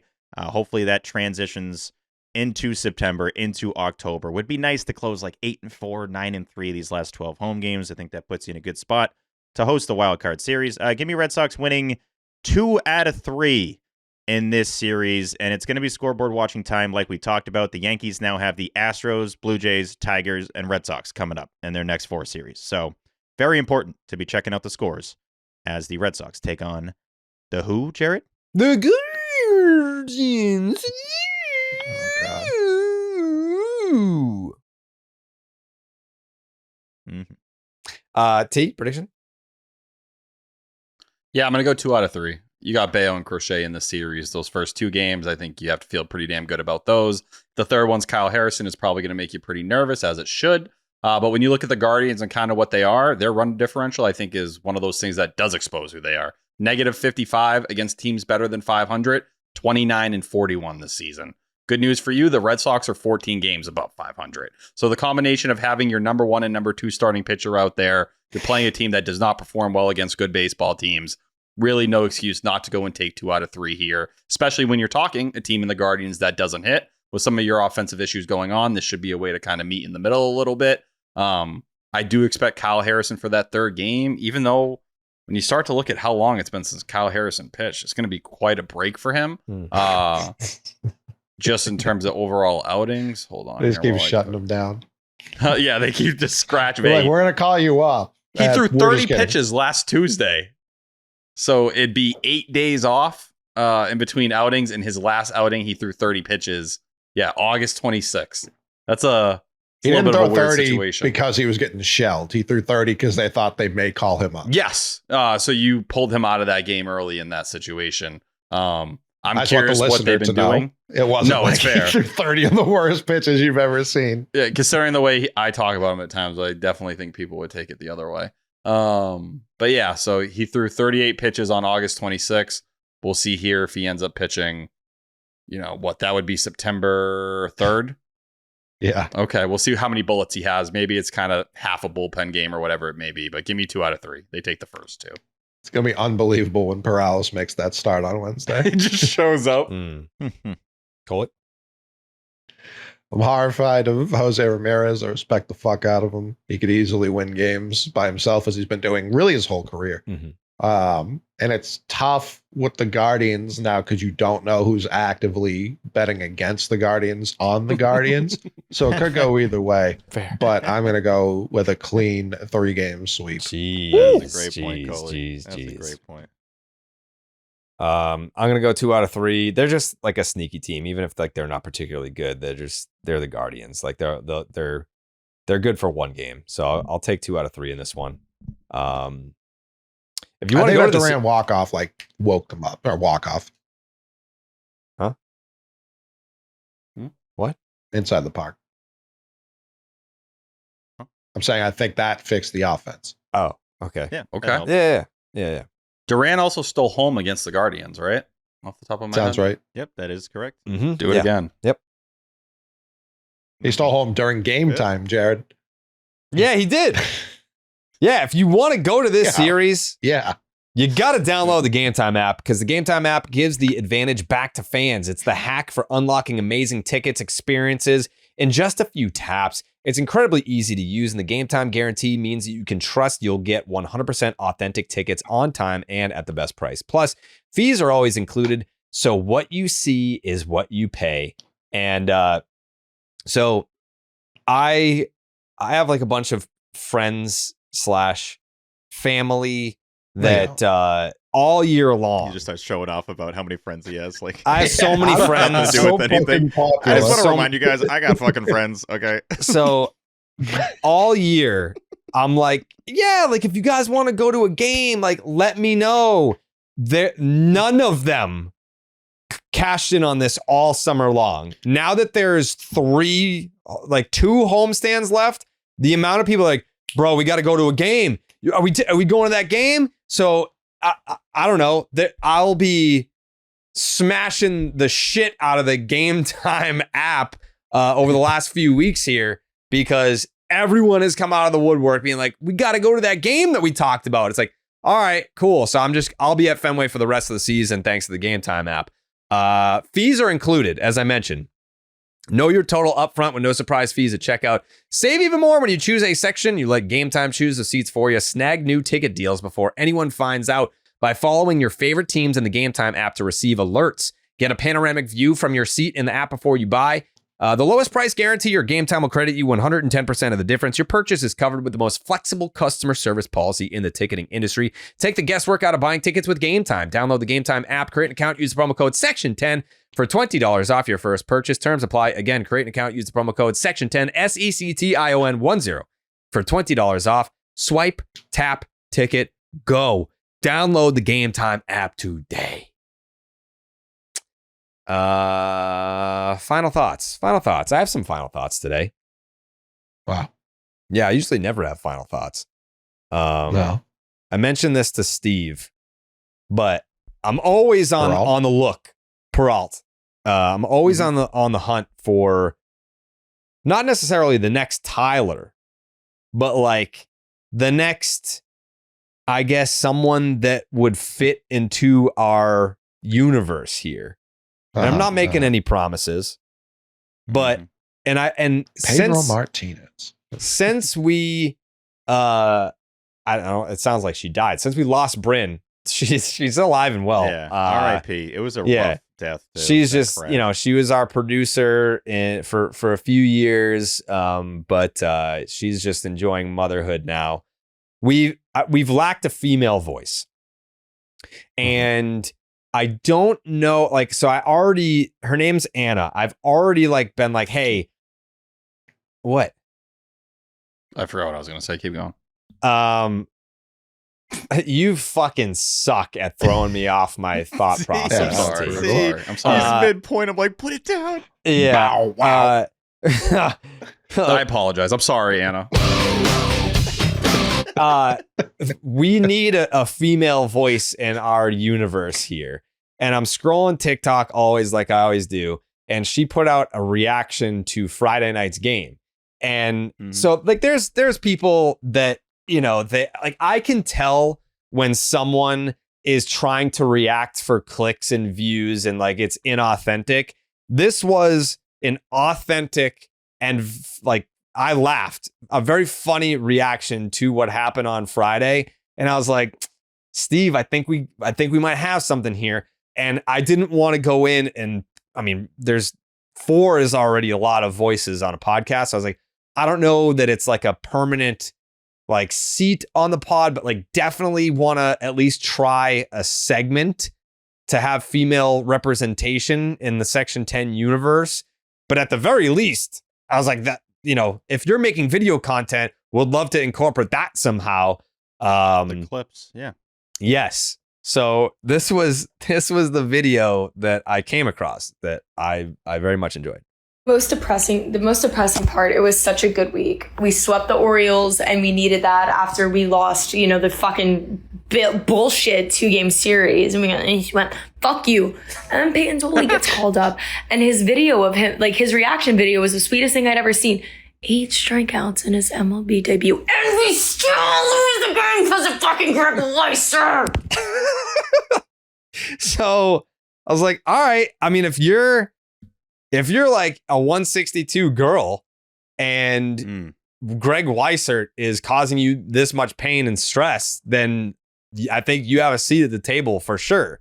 Again, like, is this Anna from Sox Twitter? Is this the same person? I had never seen this person. Not the before, crocheting person, right? Consistent videos. No. Oh, okay, I don't think she likes us, if we're being honest. Oh, she's always been supportive, at least of me. You don't outwardly like Jaron Duran. Yeah. That'll do it. I think if you That's like fair. Jaron Duran, there's just a corner of Red Sox Twitter that's like, fuck you, die in a fire. And it's like, all right, well, Yeah. it is what it is. Like, okay, sounds good. But yeah, I mean, like, I feel like, you know, I've put this out there on Twitter a couple times, like, you know, oh, like we need a female on Section 10. It's like, well, we can't just be like, you, like, come on down. It's like, it has to be a good fit. And I think that she might be a good fit. So I'm still working towards like, how do we incorporate, when do we do something? But as far as like, you know, a female voice for Section 10, we're gonna try it out. We're gonna see how it goes. I just ideas wise, I'm still brainstorming. How do we do it? You know? Yeah, the best sweet spot there could be because on TikTok we need more posts on TikTok. You know, and she is on the talk. She's and on the if talk. We wanted to give her, you know, the password, the info, and be like, hey, if you want to do some of these on the Section 10 TikTok, I think that would be awesome. But the way that it makes sense is like, I think she needs a segment on the show. I don't know how frequently, but like if we This is rare of you, by the way, that you see one funny like 15-second video and you're like, all right, she's obviously got to be on the show. We're gonna need a segment on that's here. that's what happened with Tyler. I mean, I literally What's saw the handle for people who want to check it out? I think it's like Derek White lover. So she obviously loves the Celtics too. Oh, wow. Perfect. Yeah, big local fan. Her TikTok is, Derek White lover, but lover is LUVR. LUVR. Yeah. Yeah, very passionate for sure. Yeah, like it made me laugh. And like I don't, it's hard to make me LOL. Especially if I don't know. Well, it had the ingredients you like. It had like she knows ball. Yep. She swears. Yep. And she has some like energy. Those are three of your favorite things. Energy, and she talked about Payton Tolle, and yeah. So I mean, like if you're talking about Payton Tolle and you're pissed at Greg Weissert for blowing the game on Friday, I was like, you're speaking my language.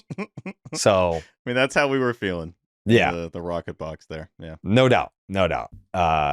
So I wanna make it work somehow. I will brainstorm and try to figure something out there. Cause I mean, the 162 girls that listen to the show, I mean, I get people asking all the time, like, why are there no like female voices? And it's like, well, I'm looking, you know, I'm trying to find it. So Bryn quit. That's why. Yeah. Bryn, when Bryn's thoughts got canceled, we were devastated for years. No. Maybe. Yeah, actually, no. No. No. We would just post that. I would just record it because we'd be in the studio, and then just like the clip would always be 12 seconds long. It was like without fail. Her yes or no would always fit that gap. It was my favorite segment on the show. Yeah. Or like I don't know. or like, oh my God. Bryn was the best. R.I.P. Yeah. R.I.P. Big Bryn's rip. thoughts. Bryn, the human being, still very much alive and thriving. Debatable. We miss Bryn. Tough crash. What was my other final thought? Section10merch.com. The drop is the 10th. We're cooking up a fiery second drop. Section10merch.com. That'll be Coley's birthday. Fact. Coley's birthday is the next merch drop. That's a recording day too. Yes, it's also the Braves recording day for that series. The Section 10 night at Fenway Park is the 17th. What? Well, it's the A's. That's all good. What? The merch drop is the Braves. No, I'm saying the A's recording day. It's the A's. We've all got computers. We can figure this out. They don't. It doesn't matter. It doesn't matter who the fuck they're playing. No, it doesn't at all. That's why I tried to sneak it in. Section10merch.com. They're playing the A's. Yeah. Just kind of look like a B. RedSox.com/Section10 for Section 10 night tickets at Fenway. So I was informed recently that we're not throwing out the first pitch. I don't know as far as like pregame ceremony, but they were just like, yeah, we didn't have the first pitch available. I was like, okay. So like you're gonna have like Jeffrey Glassman from Glassman Injury Lawyers. Yeah. He's a big deal. He is a Red Sox sponsor. Huge Sox guy. He is. He is. Good dude. Said that. I'm just giving an example of like I don't think he's throwing out the first pitch. He's just the first name that came to mind. But they're going to have someone that has nothing to do with Section 10 will be throwing out the first pitch on Section 10 night. I don't know where that leaves us. But yeah, we're definitely going to do like an event like we did last year at the House of Blues. I believe it's like 2 p.m. at the House of Blues before the event. But I don't know, like during the game or like pregame ceremony, I don't know that it's going to have anything to do with us. So I do find that when you said that, I thought you were doing a little jokey doos. I didn't know you're like, no, I'm dead serious. We're not throwing out the first pitch on Section 10 night, which I was just, I can be salty at times. You know that. Yeah. And I wasn't even salty. I was more just confused. Confusing process. So that you would have the night and then you don't throw the pitch. So here's the thing. I don't care that we're not throwing out the first pitch. I think originally it was supposed to be, you guys did it last year, so what different thing can we do? So that's when I asked Pat Light. I was like, it'd be funny if you did it. And then I asked Pete. I was like, if we have a spot, but it's not us, and we have a spot to give, then Pete B and Pat L throwing out the first pitch, that would have been great. It would have been different, but like the people coming would have been like, this is cool. And I was gonna ask Dallas too, to do like Dallas, Pete, and Pat. But yeah, no, it's gonna hilarious be seeing those would be like the three most different people of all time standing next to each other. But I would love that. It's gonna be. It's not happening though. You know, Mrs. J's music class, 6th graders. I don't know. I don't know who it's gonna be. I really don't. But it's not us. So, we'll keep you posted. We'll still be there. We'll be there. We'll keep you posted on who's throwing that pitch. Yeah, call it. Can T bat for the first pitch? Yeah, that sounds safe. Yeah. Let me go deep. I've been at the cages. No, you haven't. I swear on my life. Why? I go once a week. You go right down once the street. a week? Once a week. Yes. T. How are you just saying this? You now? go You once to a the week cages to the once a batting week? cages? Yes, once a week right now. I do like 20, 30 minutes there. It's a way for me to get exercise every weekend. That's crazy. Not filming that is crazy. And that's even Should worse. I just prop the camera up? T, that's Not even for the worse. whole You time, hit, but yeah. you Your hit exercise zero is just home taking runs cuts. at the Dinger Derby at the All-Star game. You hit 0 home runs for someone that actively goes to the batting cages. That's why I go to the fucking cages now, because I haven't lived that down and I was so embarrassed. So I've been at the cages. So next Staying time we ready? swing a bat, I am ready. I'm showing up and I will be swinging it. I promise No, you. it's going to be so much worse when you don't get a hit now that we know you've been training for it. Right. I've been putting the God, fucking time in. That's very Tyler. funny. Yeah, Tyler. That's awesome. I know I'm sure Jer- it does relieve a bit of stress, but it's crazy. I we're know just hearing Jared about this. was talking to you earlier, and I'm telling you, man. And people will ask me, like, what's it like doing the show with Tyler? Like, Tyler seems different. I'm like, correct. Everything's right. Mhm. Yeah, The biggest thing is that you just never know what you're going to say. Every show, I'm like, how has this not come up yet? The fact that you have no free time, and I'm saying that as a compliment because you work your ass off. You go to the cages once a week for a half hour. Yes, There's Cartland no and Cape way. Cod. That's my spot, bro. I go there. They have ice cream. I usually get an ice cream at the very end to congratulate myself on how I did. But if you look in my car right now, I have the helmet and my bat in there 24/7. It's the last bat I bought in 8th grade when I knew I was going to be done. I got a bat. I'm trying to get some good swings with it. What size bat do you have, T? I think it's a 31. That's way too short. Is it? Well, let me see. Wild. Hold on. Who does that as a You're rocking workout a and then eats an ice cream 31, afterwards to 28? balance it out? Yeah. I think it's a That's 31, great. 28. All right, T, genuinely. I'm going to gift That you bat a sticks. brand new aluminum baseball bat. You're going to let me get my swings in. I'm gonna gift you a brand new aluminum baseball bat, like a high end. Wow. A high end. Then I will make a video with it. Okay, Please do. Deal. Thank you, J-Dog. you know I love you, T. I love you too. Okay, McMahon, final thoughts. Oh, as a crossover final thought, I'm gonna tee you up on what I'm gonna give you a final thought as part of my final thought. How has it been in these 4 or 5 days as a mustache guy? Do you feel different? Yeah, I mean, I'm killing it. I think that's obvious to everyone with You eyes. really are. It's fucking. Um, It's ridiculous that you can Incredible. just.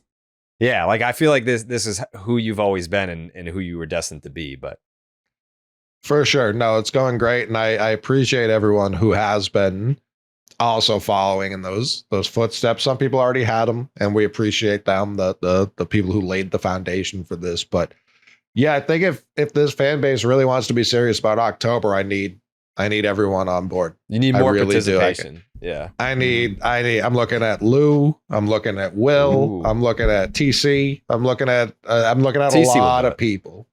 Middlebrooks. Like I'm looking at pretty much everyone. I don't know if Middlebrooks got it in his bag, but I think we might be able to convince Lou. I don't know. He's a beard guy, pretty pot committed. He is a big. Listen, same. Same. Yeah. But No, you're a if we're stash guy calling- now. You are. if we're calling him the pig, this right? is But your that's thing. how it starts. Steve, we're obviously looking directly at. I mean, think of. Oh, Jerry. God.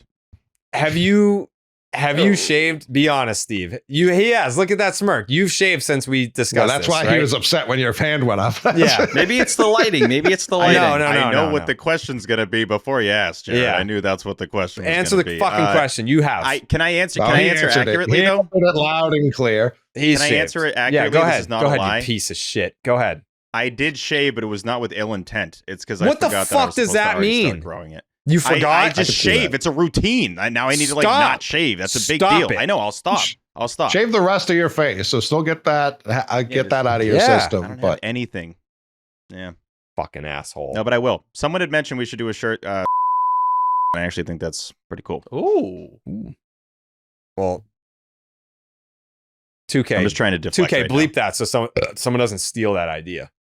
I saw people saying we need a big cock Whitlock shirt too. I don't know that anyone's. I mean, maybe a bumper sticker. don't bleep that, 2K. It's fine. Someone else can take that, Bones. Yeah. Please, Yeah. someone take it. Yeah. Lift the audio on that, please. Just let that run for the whole 3.5. Mm. Fuck. Anyways, Coley, your final thought? Yeah, I mean, I think we all just need to be rowing in the same direction, and Okay. either we believe or we don't believe. And I really think that is. I believe. I know you had said you had been thinking about it. Mhm. I think that's really what would mobilize the troops to an extent we haven't seen before. So I have been thinking about it, and then after we put out the last episode, there was a Photoshop of me with just a mustache, and I look the worst I think I've ever looked. No. Jake looked great. devastatingly handsome with a stash. Jake looked great. Yeah, out of And all of without. us, Jake looked the best with a stash, hands down. But he said on the this isn't on the a Zoom vanity project. No. It's a commitment thing. I understand, but Jake should. Well, he said that he can't grow a mustache, and he's frustrated by it. I think it's one of those things like 2013, everyone was growing beards. You know, not everyone had Mike Napoli's beard. I think everyone gets lumped into having a. Yeah, so there were some dog shit John beards Lester's that were out beard, there. also not very good. Yeah, it was, but everyone was rowing in the same direction. Sure. Oh man, I want so desperately to be accepted by this community. What if you did like cartoonishly like Raleigh fingers? I guess I don't know that I don't know that it goes up that way. I twist the end of mine sometimes, and it can. You know what I could do? Doable. Actually, no. You just got to get like the never mind the gel beeswax. Yes. I was gonna say, what if I bleached it like Hogan, but he's a racist. I don't want to be associated.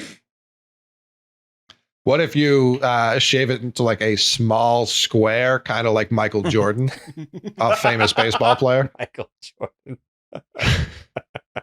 Jesus Christ. What? Oh, Chaplin? Were you thinking Charlie? Yeah, Chaplin. Michael Jordan. He did. I mean, it's something that's going to be lost media at some point. Michael Jordan. I don't even know what adjective. He was just straight up rock in like national commercials. Yeah. He was like, no, that's how I look now. No one said anything to him, by the way. Yeah, let me see. Yeah, no, he did. He did. That happened. He was in Hanes commercials, just like, this is me. What are you going to do about it? I think it looks sick. It looks very bad. Terrible. Looks like he has a It is diet a of classic. strictly... Like, who's going to tell him what to do? No one.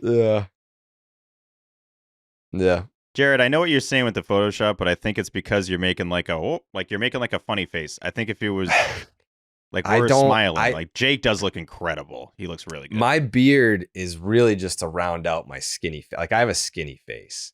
And it fills in where there should be more face. Same. You know? Like if I had just a stash, you'd be like, are you not eating at home, or like what's going on? And it's like I can, like, you know, I'm like a 185 right now. I'm eating good, you know, but same. There's no amount ass of like calorie intake that's going to put fat on my face at this point. It's just what it looks like, you know? Yeah. Sounds like no one needs to get excited for October because Jared's face is skinny. I didn't say no. I'm just saying this is why I am hesitant. You could get some help. Huh? Get Botox, get injections, get filler. People are doing different stuff. I've seen people get beards now. I've seen people get man weave. Jared, there's probably a mustache alternative. Bitch, I didn't say I can't grow a mustache. I said my face is skinny. What are you fucking talking about? But if you have an ugly mustache, we can find one. I didn't fucking say that either. I said my face was skinny. What the fuck are you talking about? I'm trying to fucking help you. Doesn't sound like it. Anyways, Steve, final thought? Jared said like my Wi-Fi doesn't work, and T's like, well, I could get new Windows installed. It's like, that has nothing to do. I do love that bow wow is now dumbass moment of the show. It's like a micro suspension. Yeah. There's a little suspense now when he reaches for it. I'm like, I don't know what he's about to hit right now. This is actually could get Jovied. You never want to get Jovied. You don't want it. It's almost worse. It's almost worse. Yeah, you'd almost rather get banged. Yeah. Now, my closing thought is, well, two things. And first, like you mentioned, section10merch.com. Still got 3 parks left. Busch Stadium, Dodger Stadium, Chase Field. Can we please knock those off the map? Please. Secondly, and I don't want to be a wine bag here, but like I can't do these BJ's commercials anymore. They are driving me nuts. The fake Boston accent. I just wish we just canceled this altogether. Let's just stop doing it. Like, this has been since we were kids. Like, they've always had some company that's like, oh, what should we do? Let's do a Boston accent commercial because that people love that, and that'll be super funny. I am specifically not going to BJ's, and I wasn't anyway, but definitely not now that they have these dumbass commercials. And also, maybe it's just me, feels like they always play them after something super annoying just happened in the game. I know Giolito didn't get strike 3 there, and he has to throw an extra like 20 pitches. Then you get the wild pitch, and that's the only earned run he gets. Now it's like, you're going to go to Starbucks and like get a stupid coffee? No, you should go to BJ's. Like, what? Shut up, dude. It's so dumb. Over, Jared. I forgot a final thought that needs to be mentioned. Go for it. Friday night, we got what, T? You yell at me whenever I do this, but it's okay when you do it?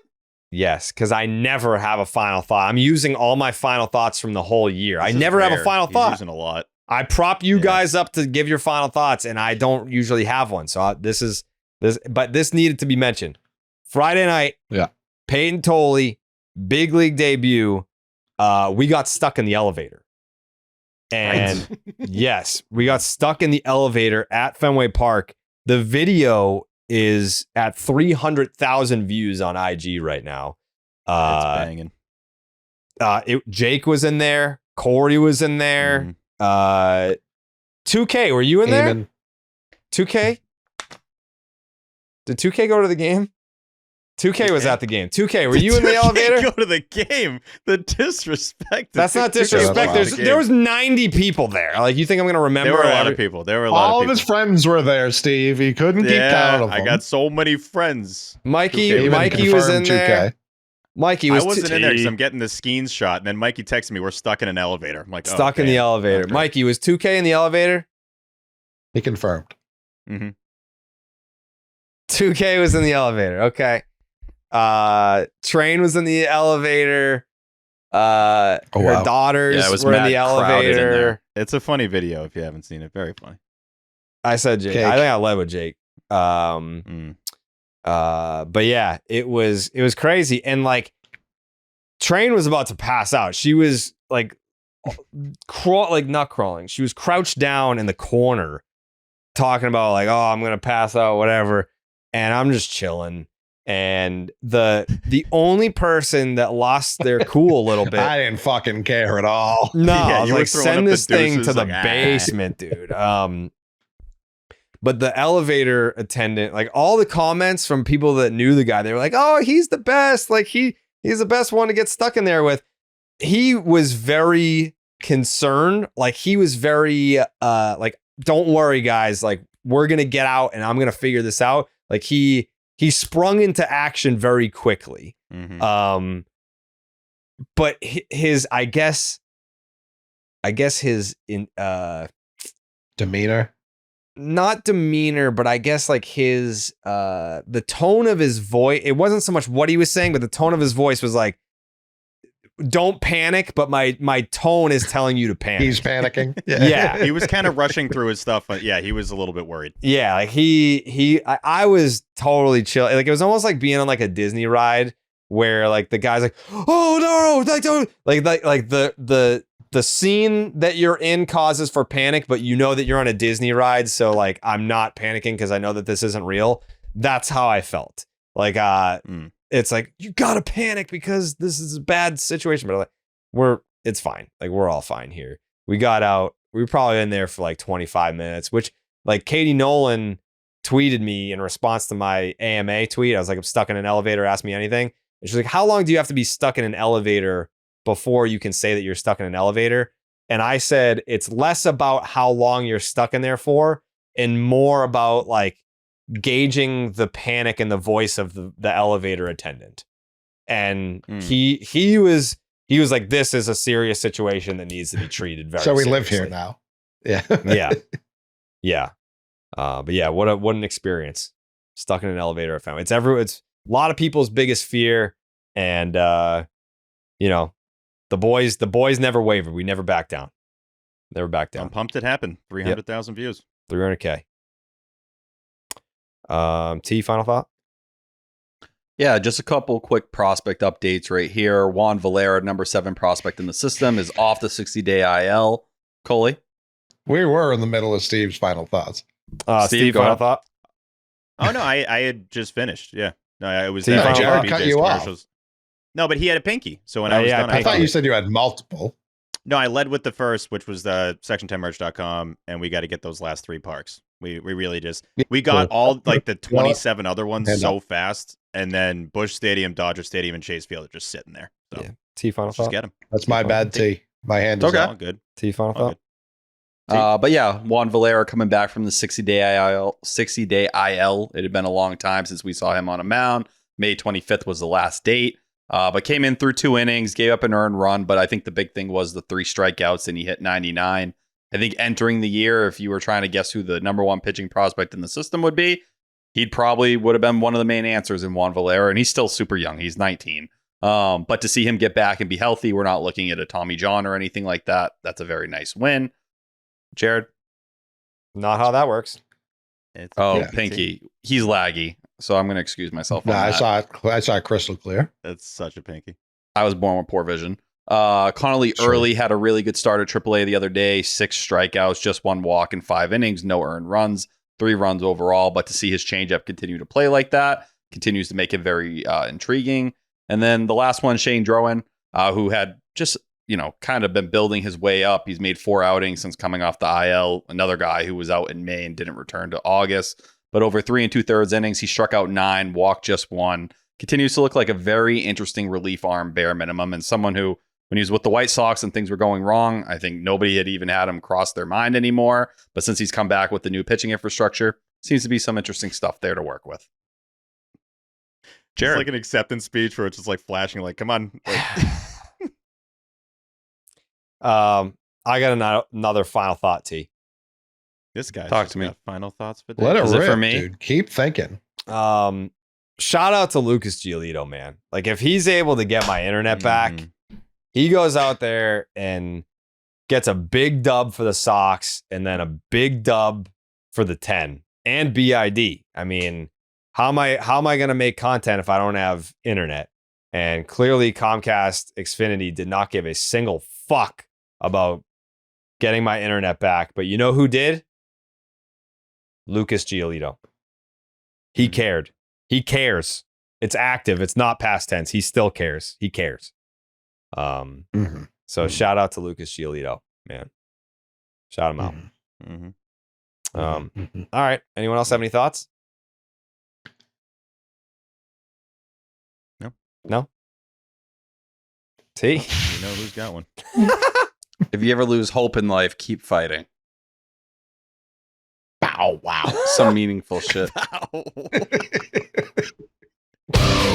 listener at home, what do you think? Put their finger up. All right, we'll be back on Thursday morning, right? Wednesday night, Thursday morning for you. To talk about the Cleveland Guardians series. I'm very excited about that. I think the Red Sox are going to get back on track in that one. We need a series dub. Need a big series dub. Need the offense to wake up. Need the pitching to keep their shit together. Need the defense to figure it the fuck out. But they're going to do it. Thank you, everyone, for watching. Thank you for choosing us. In a sea of Red Sox podcasts, and some of them are only 40 minutes, and you still chose us in our 3+ hour Red Sox podcast that isn't always about the Red Sox, but it mostly is, but sometimes it's not. Thank you for choosing us, because I know that not everyone does. Some people fucking hate me or us. And you still said, you know what? I like these guys. I rock with these fellows. We appreciate you all. So thank you so much for choosing the 10. And we'll see you later on this week after the Red Sox win a series against the Cleveland Guardians. We love you. We'll see you then. Buenas noches, amigos.